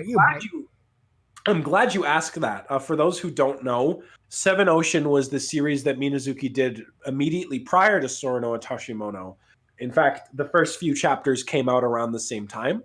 He was doing them at the same period of time in his life. However, from what I heard, he received an injury, and I have nothing to verify this. I've just heard from word of mouth. He received an injury at the time, which forced him to have to cancel one of the two series. And so he chose to end Seven Ocean early and focus on Sorano and Tashimono, which I'm very glad, because I did enjoy Seven Ocean, and it was setting up some cool ideas, but Sorano and Tashimono was much more worth his time putting into. However, you can see that Seven Ocean was still close to his heart, because like you said yourself, he does reuse a lot of things from Seven Ocean in Sorano Tashimono, including Minos' staff, Poseidon, belonged to one of the characters in Seven Ocean as well. I didn't know that. That's cool. No, yeah, and it was the protagonist of Seven Ocean has like a prototype. Add that to the 10 TYDK list. You should have told me that when I asked you. Oh, right. Yeah. So the protagonist of Seven Ocean used a prototype of Poseidon, but then the antagonist had Minos' version, and it was really cool. Great reference, but yeah. Interesting. Also, there's a few questions from Daniel asking about the state of the anime. I saw another one earlier that I just forgot to read. I believe they asked if the studio changed in between seasons, which it did not. There were no studio changes, and it retained most of the same staff. Sai just has a bit of a theory that some key writers left, which is why Forte tanked, but I'm not so sure about that myself. And then, is there any budget issues like Clockwork Angel Aid that affected Forte? I don't think so. I mean, Eternal My Master had like trash budget. Yeah, no. So. Eternal My Master is the only one terrible where looking SNO adaptation. I wouldn't even say that it's terrible. Well, I mean, it is, but I absolutely would say it's terrible. Budget doesn't always correlate, appearance, but like the only thing that we know had like genuine like went through development hell was Eternal My Master, because that was supposed to be a third season, and then at some point in development, Well, no, the third season was shifted. announced after, or yeah, no, I took me here. You're right. Never mind. No, yeah, the third season when it was announced. I thought you were ages talking ago. about. I thought you were talking about Clockwork Angel. Oh no! Clockwork Angeloid. I mean, there's still suspicions about Clockwork Angeloid because that first trailer at the end of Forte, and then the final. Well, I mean, I go very in depth about in part 8 about why I think there was like that movie went through development hell. Because of, like, but Eternal My AIC Master getting even, bought and sold and whatnot. Yeah, Eternal My Master even worse. After all, anything can be bought and sold for the right oil. Piss off. Yes, and I could not tune them like puppies from a kennel. After all, anything can be bought and sold. Never mind. We've got to have money. Money. We just bounced from John Shaw to the nostalgia critic like that. Like, yeah. What was that? That was Pound Puppies, right? Was it? What was that? Was that? I think that was the Tom and Jerry movie. Oh yeah, you're right. That was the Tom and Jerry movie. You're right. Fuck. Yeah. But yeah, is that more or less all we have to say on this chapter? I'm just thinking of this joke like, hey, it's the producers of this movie. You've got to have money. Money. Wait. I do want to touch on the fucking proposal thing. No, I've got a lot of notes for this chapter too. Okay, you first. Yeah, I'm just gonna rant. I love the opening of the chapter of Nick killed, like, fucking fourth wall breaking, and then the shot like there's only one person who deserves to suffer. I got the public youth. The little arrow, yeah. That's the best part. Ikros' yo-yo gag works better in the anime where it's actually going up and down. Which is, it's a joke that inherently works better when it's animated. No Tomoko, which is sad. This was the first chapter translated by Fool Rules, which is awesome. They do a great job, obviously. You just say that because you're fucking butt buddies with Woxy. Yes, it's true. Woxy is fantastic. I mean, I still have the fucking notes from them at the end of the chapter, and fucking yeah. They say like, hey, like while we were turning this chapter, we had a big fight over whose waifu was Nymphs, or who had Nymph as their waifu, and they're apparently listening to the song that Nymph sings in the ED for episode 6 of each episode, while they did most of the Natsuro no Nancy. Yeah, that's the Oitata, yes, Oitata, yes. Which it's very funny. I always love that, like hearing Nymph's voice actress sing with the knowledge of how terrible Nymph is. Yes. And we do, like, in the fucking Pachinko game, we do get a very brief... Yeah, we do get a very brief, like, window into the universe where SNO's anime adaptation continued, and we get to see her do the Hoge thing. It does sound great in the Pachinko game. God, I can't believe I said that fucking sentence. Any other notes to touch on? I said Woxy likes Nymph the best, and who the hell are you to argue with Woxy? Which I mean, a guy who also translated Sorino Atashi, so he can fucking fight me. Fucking yes, but until like you say that, but like so many times during the series, I'm like, hey Isaiah, you should go back and fix these chapters. And you're like, yeah, I'm too fucking busy. Okay, meanwhile, well, if we had never had Woxy, like if we had never had Woxy in Full Rules, the entire manga would be like that. So fucking yes, I give more stock to Woxy than you. 4chan or Simple Scans could have continued it. Yes, but it's not nearly as good as Full Rules would have been. Okay, yeah, fine. Yeah, Full Rules did a great job. I don't want to have any bad blood. I'm just mad because him and Woxy are both Nymph fans. Because Woxy's smart. Yeah. That's the thing. Anyways, yeah, this is the moment where it all went wrong in the anime. Because they change fucking, like, Tomoki's joke line about, like, proposing to Ikaros into a serious plot point. Which is fucking stupid. Which doesn't make sense because Ikaros wasn't even there to hear the line canonically. Well, the scene isn't actually happening. I had a big that's the discussion thing. That's the thing. Like, even if we take the scene completely seriously, which is obviously not intended to do. Yeah, Ikaros wasn't there. Yeah. To hear the line, he just thinks about her. Yeah. But yeah, it's stupid. Like, it's a great gag, but the fact that they turned it into a legitimate plot line is one of the stupidest fucking things to come out of the anime, and it still makes me mad to this day. Vaporweave asked Miko an Angeloid, which is the other stupidest thing to come out of the anime. So just very coincidental timing on that. Let's not there's for something now. up with Mikako. I don't think she's an Angeloid. My theory in the day, she hacks Ikaros in the movie. Yeah. Well, my theory for the longest time was that she wasn't an Angeloid, but that she was like just a person from Synapse because of her whole family's. Honestly, I don't think Minazuki knows what the fuck's up with Mikako either. I don't think he knows either. Honestly, I'm more inclined to believe he just drops some like fucking like, foreshadowing in if he ever decided to come back to it. I do not think if we asked Minazuki what was up, he would be able to give us a concrete answer. Yeah, well, I'm sure he could BS something on the spot that I mean, yes, but like if we peered into his fucking brain, I don't think he actually has anything like written down. Yeah, all we know is that Mikako is mysterious and understands things about Synapse that most people shouldn't. We don't know what her role is. Again, Eternal My Master implied that she is either an Angeloid or just straight up an angel from Synapse, but that movie's non-canon anyway, and fuck it. I'm not taking canon lessons from that fucking movie. So I'm not. You can't use that as a source in my class. Fuck off. It's safe to assume that she does have some direct connection to Synapse, but what that is remains to be seen. Anyway. So this is the moment the anime fucks everything up. Yeah, fuck the anime. Post this part. Yeah. To answer to Guillaume, no, Minazuki does not reveal what happens in Magical Angel Cosmos, or what Mikako is in Magical Angel Cosmos, as someone who's read the whole thing in Japanese. Mikako does make a cameo, and it's really funny and great. But it doesn't. It touches on some things about Synapse and that but it's not like it explains Mikako or anything. It's just interesting lore building for the world of SNO as a whole. But anyway. Next chapter 33. So this one's me now.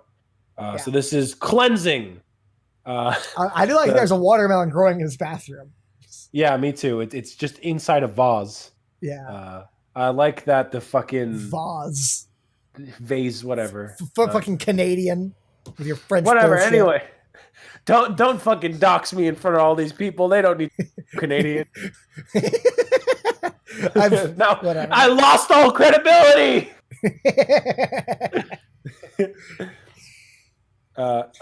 Magical Angel Cosmos ended years ago. It's just that it's not fully translated. But anyway, so I love the little caption at the top of the chapter. Sakurai Tomoki speaks about washrooms.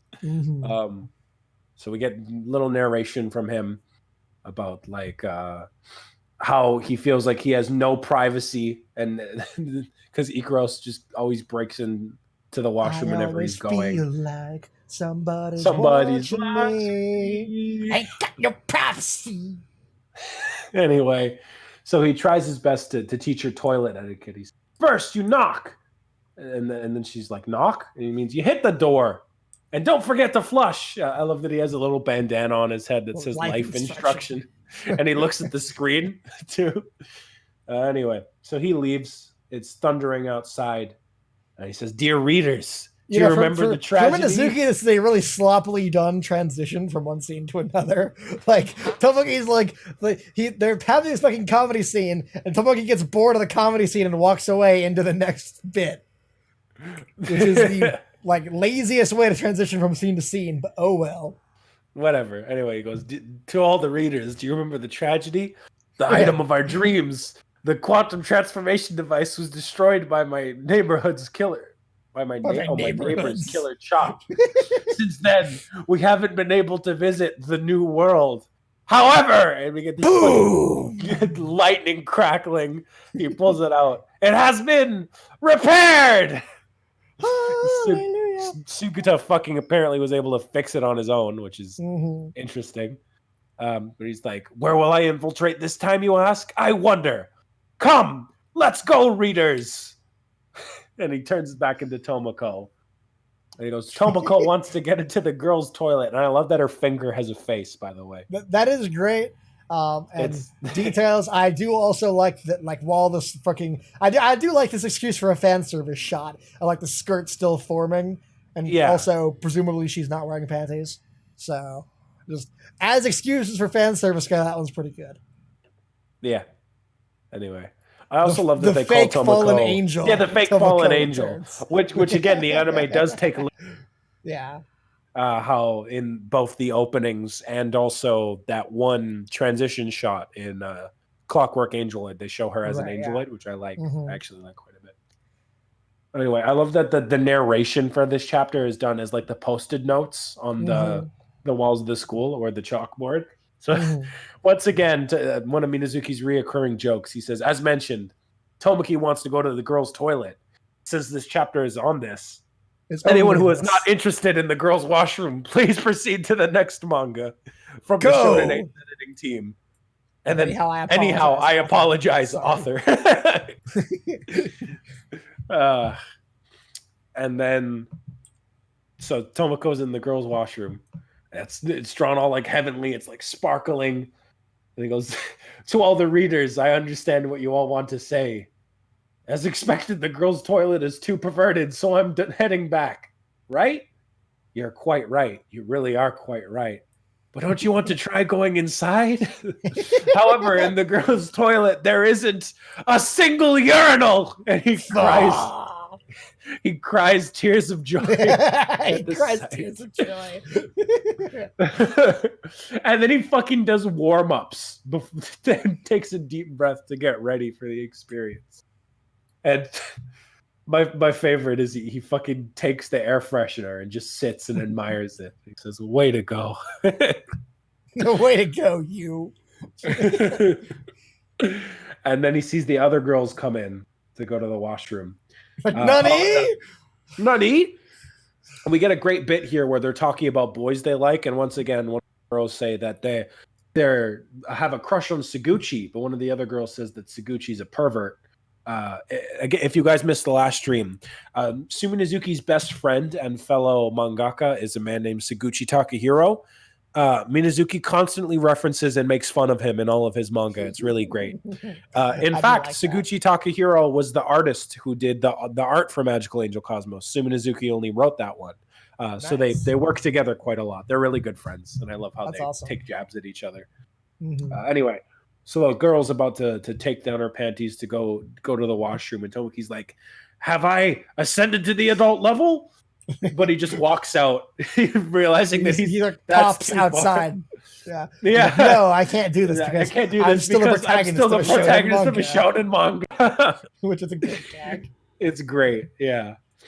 And he says, besides, girls trust the floral smell. I love this. Yeah. I was like, well, okay, let's go back inside, having learned. Yeah, but before he can enter, he sees that Mikako, Sohara, and Ikaros are coming down the hall. He's like, fuck, they're going to recognize me. So he hides within Why does he just change his girl form? Why not change literally anything else? Because it's his thing. It's his thing. Yes, he enjoys being Tomoko. I guess. Anyway, so they all come into the washroom to do some cleaning, and we get this great fucking panic shot of Tomoko sweating. The detail on it is amazing. I love that she's still smiling, too. Yes. So Sohara realizes that someone's inside. So she says, can you hurry so we can get out and clean? So Tomoki, being quite smart, does fucking Norse code on the bathroom wall. Get Sohara away from the girls' toilet. But Ikaros just repeats what it is out loud. Get Sohara away from the girls' toilet. It's like that scene in SpongeBob the movie, where Mr. Krabs is like whispering in his ear, and he just keeps like. I don't remember that, but I believe it's at the start of the movie where he's like, you're saying I'm making a complete fool of myself? And I should stop saying everything into the microphone? Anyway, Mikako recognizes that it's Morse code as well and says, it's probably Sakurai-kun in there. So Sohara immediately fucking clenches her fist and she's like, Tomo-chan. And the bathroom stall sweats. And she goes nyagu. What does that even mean? Well, nya is just cat noises, and then I mean, don't yeah. know what goo is supposed to be. Anyway, Whatever. so they're all like, okay, it's fucking Tomoki in there. He's there. He's there. Fucking Mikako's like, here's Sohara. I just so happen to be carrying a fucking hacksaw. To break down the lock. Tomoko tries to climb out, but Mikako put fucking barbed wire. And then Tomoko's like, I just need to run past them then. And Mikako's like, by the way, I might have left my Yakuza guys outside and told them to kill anyone who comes out the door.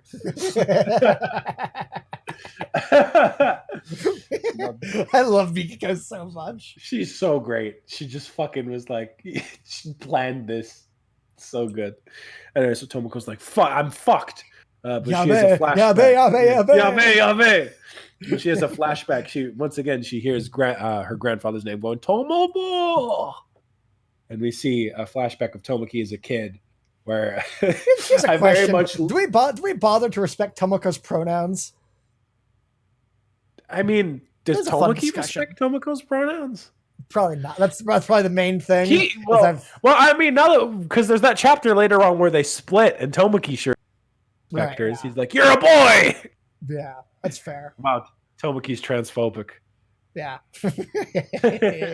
And anyway, so I love this thing. He's like, Grandpa, why do you have to leave the country? And he's like, Grandma found out that I was having an affair again. And Tomoki's like, no, I'll convince Grandma. I'll talk to her. He's like, it's all right. Great women will wash away in water. Which, if you don't understand, like the phrasing, basically, he's like saying like, and this is what the dub used as well. It's just a different way of saying like it's water under the bridge. Mm-hmm. So he's like saying, if your grandma's a great woman, so by the time I get back, it'll all be water under the bridge. Fair enough. Also, I love that the boat fucking has great men love sensual pleasures on it. It's one of the fucking pleasure cruise. That is great. Anyway, so fucking he's like, Tomobo, what are you now? And Tomoko realizes, well, if great women will wash away in water, then right now I'm the best woman ever. Best woman ever. She's got a golden pile of shit on her head. she's a literal shithead, which is hysterical, and I love it. I love that, like, Tomoki, like, even when he, like, gets an ego like this, he still recognizes himself as a fucking shithead. Like, the shit necklace that he had before. Yes. Also, her hips are fucking crazy. Oh, yeah. Woo. Anyway, so he fucking sits in the toilet, and we get this great panel of him attempting to flush himself, just staring back at them. I like the detail that he took his shoes off before doing this. Yeah, same. This is the fucking thing you do before committing suicide. Is that it? That's what they do in Japan. Yeah, they take their shoes off before they kill themselves. Okay, why? Is there logic behind that? It's literally, it's just their like polite culture. Okay. Even when killing themselves, they have to like do it cleanly. Wouldn't want to disrespect people. Yeah. Anyway, so Sohara just fucking shoves Tomoko the rest of the way in while she still just has this great straight face, and she's like, "Hey, Sohara, wait!" And she starts choking. Oh god, I missed the voice acting on that too. Anyway, so then we see Tomoki going through a fucking like sewage plant, being treated and everything, and eventually he's just put straight back out to sea after being sanitized, and we see him in the water. He says, like, recently I've been getting washed out to sea a lot. Yeah. And then we cut back. He's back home, just on the toilet once again. He was like, it was really awful this time. But now, Ikaros actually, she's like, oh, wait, I have to knock before I open the bathroom. And Tomoki's like, she's learning. I'm so proud. And then Ikaros is like, knocking, hitting the door. And she fucking punches right through it and knocks Tomoki in the toilet. And she goes, oh, wait, afterwards, don't forget to flush. Yeah. There's a little 3 panels and we see the same thing again. The same gag. It's fucking great. Just really tiny version. Tomoki being washed out into the water again. Fucking great. So your thoughts on this chapter? Well, the first one I have in bold is yes, Tomoko. Yeah. Fucking love Tomoko. Any chance we get to see her. I do like that Suguta fixing the quantum converter comes to plot point later. Yes, it fun. does. Fourth wall joke. After all, it was the protagonist of a shonen manga. That was great. I love those. Yeah. Mikiko's fucking great in this chapter. By the way, Oh I'm yeah, just so happy this to be is carrying a saw. Like, that's the thing about Mikako. She like consistently makes every scene that much better. yeah, agreed. Yeah, that's all my notes. I mean, this is just a great comedy chapter. Yeah, I'd say this is better. Like than you the said, I wouldn't. Yeah, this isn't like the best one, but it is pretty funny. I'd say it's funnier than yo-yo fishing, but Yeah, it's fair. It's pretty funny. Funny It's yo-yo like- fishing, not as funny as giant watermelon tomoki. Yeah, I'd give this like a high 6 or a low 7 in terms Yeah, of like agreed. comedy. Mm. But that's that chapter out of the way. Onto our final main chapter. Yeah, 34. Yeah. Fuck yeah. Oh wait. Oh, one other Whose thing turn that is I it? feel like it's well. yours. But one other thing that I will bring up in your stead, as you forgot, What? at the end of the last chapter, fucking Woxy was all like, "This chapter is shit because Nymph isn't in it," which I'm surprised you didn't put in your notes. I forgot to. Yeah, I forgot to put it in. This chapter was disgusting because there was no nymph. Fucking Woxy, like, oh man, I love them. They're great. It really is like your spirit animal. Absolutely. Listen, like all the people who read SNO just intrinsically know that Nymph is the best girl. I was I would going to disagree. say this earlier. Okay, in chat earlier, I saw someone ask about SNO hentai. That I was Vapor going to Week, say- I'm pretty sure. Yeah, I'm sure it was. I was going to say that so my favorite Dojin author is Taniguchi-san, and I read him for the longest time before I finally dug into his history and shit. And I found that he actually one of the first things he ever made was he does like really great like body swap and possession shit, which I'm into. One of the first things he ever did was a Nymph and Tomoki body swap Dojin, which is 20 billion different ways up my alley. So listen, like just everyone who knows anything knows that Nymph is the best girl. Okay. The only SNO dojo. Woxy, Taniguchi-san, me, all the intelligent people know the truth. You're just blind to it. The only SNO dojin that I can like vividly remember, one where Mikako and Sugata fuck Estrella. It had really good art, which I remember. There was one that has like really good art of Nymph. I forget what it's called, but it's if you've certain there's like I think there's only like 50 SNO dojins, so it's pretty easy to sift through. But it's the one I love specifically, aside from the Taniguchi body swap one, is the one where the cover is of like Nymph and she's got like a baby Tomoki in her stomach. It has nothing to do with that, but that's just the cover if you want to look for it. Okay. It's a weird cover. The rest of the chapter is about just like Tomoki and Nymph fucking. It's got like really great art. Sai is a freak. Everyone Yeah, condemn him. Everyone Absolutely. leave the stream now. Mm-hmm. All right. I wonder if back to the content at hand. Yeah, whatever. Okay, so the chapter opens up with like Nymph narrating, because like I'm, electronic warfare Angeloid type beta Nymph. I'm an Angeloid who no longer has a master. I'm really regretting something right now. A few days ago, Tomoki said he'd become my master, but my wings suddenly grew back, and I sort of forgot about asking him. And even though it could be solved by somebody going, "Hey, do you want to print with me?" She is too chicken shit to do it. So if I just say it, he'll become my master. And she goes, "I wonder why I can't say it properly." Then we have Sahara narrating. She says, my name is Mitsuki Sahara. Tomoki's my childhood friend. I used to come and wake him up because he's always late. Recently you've been getting up normally in the morning. He's like, "Oh yeah, it's because Ikaros always wakes me up." And so Sahara feels like they're growing distant because of that. And Ikaros now narrating. It's like, "I am Ikaros, type alpha Ikaros, blah, blah, blah, blah." Does Ikaros just narrate for the sake of like having 3? She doesn't say anything after that. Like, she just sees Astria and then just like... Yeah, I'm pretty sure that's it, which I like. Sorry, yeah. I actually Yeah, like so I guess that. it's just the joke is that just like everyone else gets a narration. So Ikaros is like, "Me too." Yeah. Um, And Australia there under the Kotatsu is great. Mm-hmm. Absolutely. 1 second, sorry. Okay, so Tomoki's like, so many people at my house this morning, and they're like wanting to do something. He's like, well, whatever, just don't cause any problems. I need to go finish it. And fucking Cinema Sins dings this for playing the pronoun game.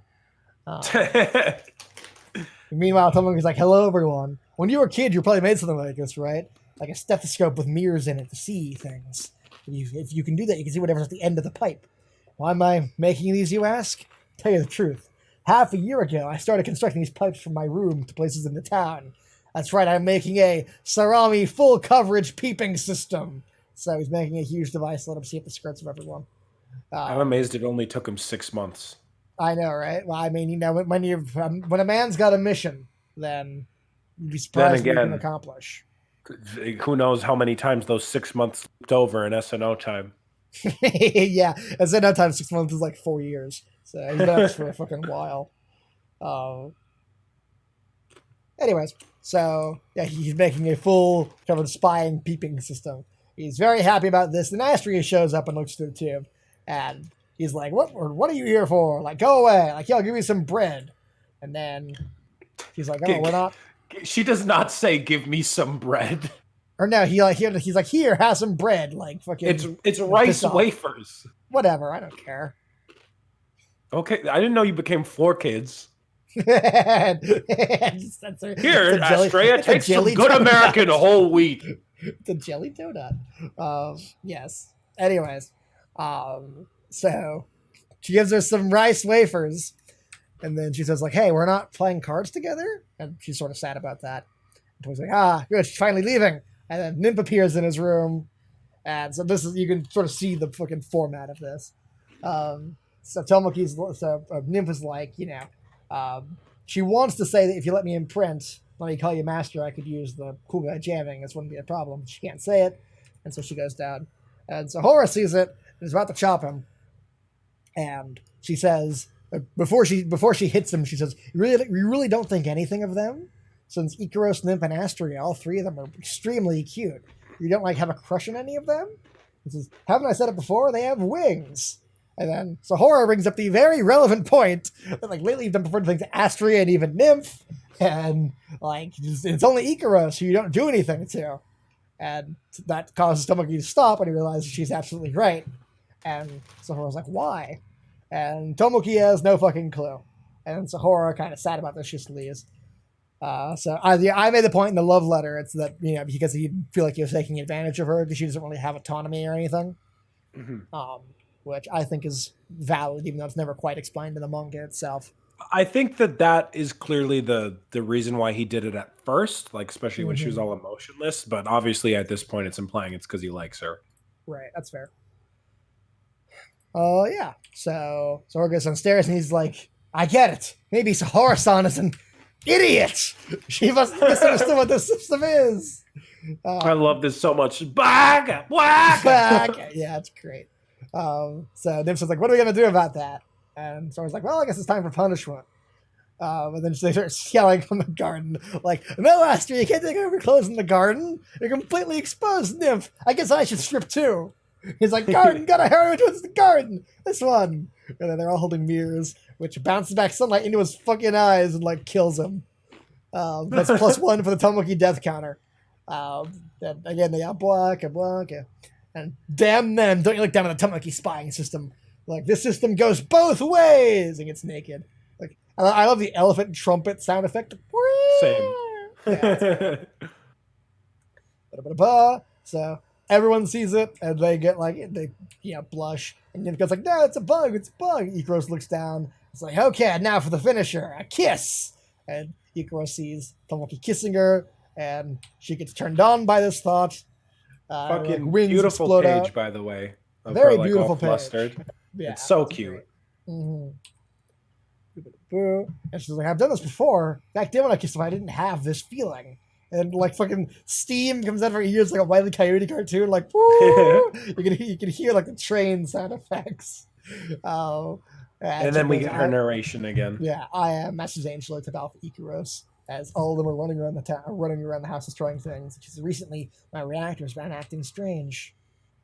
And Then we cut to And school. this is where she erases her own memory.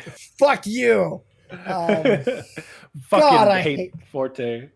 They literally play that same plotline for a joke later in the manga. They decide to make that stupid idea like a serious plot point in the anime. It's so fucking stupid. Anyways, so they got to school the next day. And they're in the New World Discovery Club. And talking, Tsukuto wants to hold like a meeting for the club's activities. It's just that someone knocks on the door. And as he opens the door, he says, hello, this is the New World Discovery Club. One thing real quick that you forgot to mention. This is the point where Tomoki is now officially a member, because up to this point he actually hasn't been one. But Mikako faked an application for him.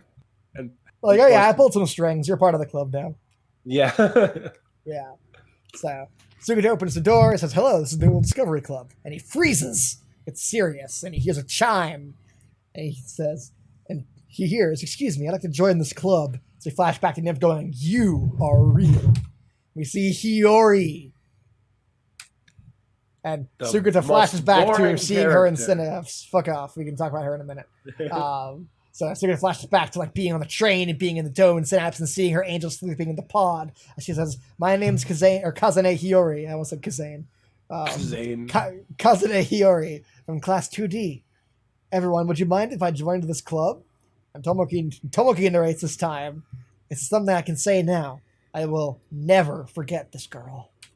Except when he does, because he did already, the end. I mean, they were childhood friends, and he forgot, so he's fucking lying right here. Nah, she also helped Ikaros with her watermelon. Yep. Fuck. Anyway. The introduction of Hiyori! Yay! Yeah! Good arc, bad character. Yeah. So, thoughts on this chapter? I said in my notes, I love that what is a joke in this chapter becomes a serious plot point in Forte, and by love I mean hate. Yeah, that and then fucking Hiyori, and those are literally the only two notes I took. Yeah, that's about right. This chapter not a great. It's very fine. Like, this is a 5 out of 10. I might even call it a 4 out of 10. I wouldn't say it's a 4. I really like the development. Seeing all the characters, like, just enjoying their like home with Tomoki, how they've all settled down, and like this is. I mean, okay, Astria's like interlusion to his room didn't really do anything. Nymph's interlusion to his room really confirmed the status quo. So Horace's thing was fine. I like that bit of development. Really, because the whole point of this chapter, the rest of it was just like not funny comedy, really. Yeah, it's definitely not the funniest, but the point of this chapter, when you overlook the Hiyori arc as a whole, is to establish where all the characters are emotionally and their state of their relationship with Tomoki, because all of them are heavily impacted by Hiyori when she enters Tomoki's life next volume. I think it's better. I think it's better explored in the train chapter, though. It is, but this is to set it up. I think it works. I think it works effectively as build up. And again, it's a fine chapter. I wouldn't say it's great, but it is an unfortunate chapter to have to end on, though. It is, yeah, especially when the rest of the content has been so great. Yeah, it's probably the worst chapter we've covered in the volume so far. I would say that. But it is not the chapter that we end on, though, because we have 2 bonus chapters. Do we? I didn't take notes for those. What the fuck are those? Yeah, we have 2 bonus chapters, 34.1 and 34.2. I don't have either of those. What are they? The fuck? It's the ones where like they walk in on Tomoki. I think it's called I Just Picked It Up or something. Oh, the fucking like the underwear ones? No. This is the previous version of the underwear. So the underwear is a sequel to the one where Tomoki's reading porn magazines, and one of them Ikaros walks in on him, and one of them Nymph walks in on him. Like, do you remember the scene? Do you remember the scene where like Ikaros manga here or whatever? Do you remember the scene where like Ikaros? Do you want me to link you where I'm reading it? I mean, I'm just gonna see. Might as well. Yeah. Oh yeah, go ahead. Manga here doesn't have it either. There. I read all mine on Manga Dex because they have like pretty much every chapter. I think they even have the chapters I did. I think they uploaded them here. Oh, that's nice. No, they did not. I'm thinking of Right. Batoto. Never mind. So it's not nice. What page is this? It started me on. Okay, here we go. So does it start with okay, there we go. Right here. And then Okay, there's so 34.2 after this as well. yeah, I'll All right, try to put it so on screen. 1 second. okay. Yeah, I'm gonna. Yeah, I guess I have to block off chat or no. Yeah, I'm gonna have to block off chat for this. Sorry. So this is unplanned and poorly structured on my part. Sorry about that. It's okay. I'll still pay attention to chat. Yeah. Anyways, so I guess you have to read these because I didn't take notes. Fine. All right. So we open with Tomoki reading a porno mag. Minazuki is getting progressively better at drawing cheeks, which is nice. And someone walks in on him, and it's Ikaros. And we get this great shot of her just looking over his shoulder. And he's like, crap, how do I get out of this? And so Tomoki tries to like play it off like he's not like, whoa, yeah. I can hear it in my head. He's all like, oh, what the hell is this dangerous thing doing in my room? I must get rid of this right now. Ikaros is like, is this really something dangerous? And he goes, of course, it's groups of naked women seducing men. I must dispose of this. It's got to be a conspiracy. So he's like, so I'll just go get rid of it. And Ikaros says, understood. Anything that threatens to harm Master will be eliminated. And she fucking destroys it with Artemis immediately. And with tears in his eyes, he's like, great job, Ikaros. You did it. But then she's like, there are others in the house, detecting a large number of enemies. And she fucking destroys them all as Tomoki cries and begs for her to stop. You get this great panel of Tomoki all dejected, sitting outside with a frog on his head. And then Ikaros is like, oh, Master's been sad ever since I destroyed them. Maybe I shouldn't have done that. And so she uses a card that gathers together all of the porn magazines in the city. And they fucking come out and surround Tomoki.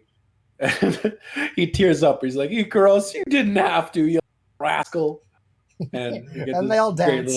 That's such a great ending shot. They all just dance. Under the Soul Eater moon. Yeah. The Soul Eater moon looking happy for once. Mm-hmm. So it's fine. It's cute. Ikaros in the bath's fucking hot. Other than that, yeah, it's fine. Yeah, it's hard to comment much on extra chapters. It's entertaining. It's fun. It's just not much to say about it. So the next one, same premise because Minazuki likes to reuse them when it comes to extra chapters and whatnot. So again, he's looking at a porno mag, but this time Nymph comes in. It's narrative tripling, Isaiah. You heathen. Don't know fucking. Nah, it's like poetry. Terms. It rhymes. Yeah. Anyway, that's an EFAP joke. Who was it who used the narrative? George Lucas. Thing? No. Well, I mean, yes, but like narrative tripling is an EFAP joke. Some fucking pretentious ass YouTuber used that instead of like just the rule of threes. Oh, I didn't. So, like, fucking. He completes his narrative tripling by fucking. And they made that's so fucking pretentious. Yeah, instead of saying like rule of threes, he said narrative tripling. Anyway, the narrative tripling continues, yes, Nymph is all like, what is I bet you always porn page. It's got like a rice balanced on her ass. Rice on her ass, yeah. you gotta have seconds when you're. Oh God. Anyway, Nymph is all like, I just know you want to me, haven't you? Tomoki's like, huh? And she's all like, oh, no, I bet you wanted to do things like this and that. And she has a bunch of, like, perverted fantasies with, like, generic porno and hentai situations. She beats the shit out of him while imagining it. And Tomoki goes... What is his translation? Hold it for a fucking minute. I just imagine it like he has, like, an Aussie accent. I'm not going to do another one, because last time... Yeah, no. I thought about trying and then immediately rejected the idea. Like, I fucking couldn't. Anyway, he goes, who would want a pipsqueak like you? For one, you're way too small. And he, like, grabs her chest. Especially like, here. Fine. Yeah. Especially here. And she's like, fine, then I'll show you. and she uses a card to get an Since artificial angeloids age. don't age. Yeah, angeloids do not age. Remember that, anime, which you used in episode 2, anime. Yep. But anyway, Mentioned in part 7. She uses an artificial aging machine. She's all like, "Oh, you'll be all over me soon." So she makes herself 5 years older, and she looks pretty much identical. Tomoki just gets shaggier hair, which I like. And so she uses it again 10 years later, which she does look noticeably taller in her hips. You know, you do the thing, Austin. This is your Look at how badly Tomoki's aged, though. Yeah, I like to think that just from they bring in his life, that he goes bald in his 20s. Anyway, so she keeps using the clock, and they get to 100 years later, and she still hasn't grown at all. And Why they is everything die. blurred out on the second page? That's censor. Why is everything censored on the second page? What's being censored here? I'm unclear, but Minazuki has done that multiple. It's like a Cthulian monster that they couldn't show. Anyway, so they both just fucking die. And that's which I like. I like that Nymph's soul has her twin tails. That's amusing to me. Same, yeah. Tomoki says is what's the thing? A hoge? Yeah, I don't know. That's what it's called. But yeah, another pretty good extra chapter.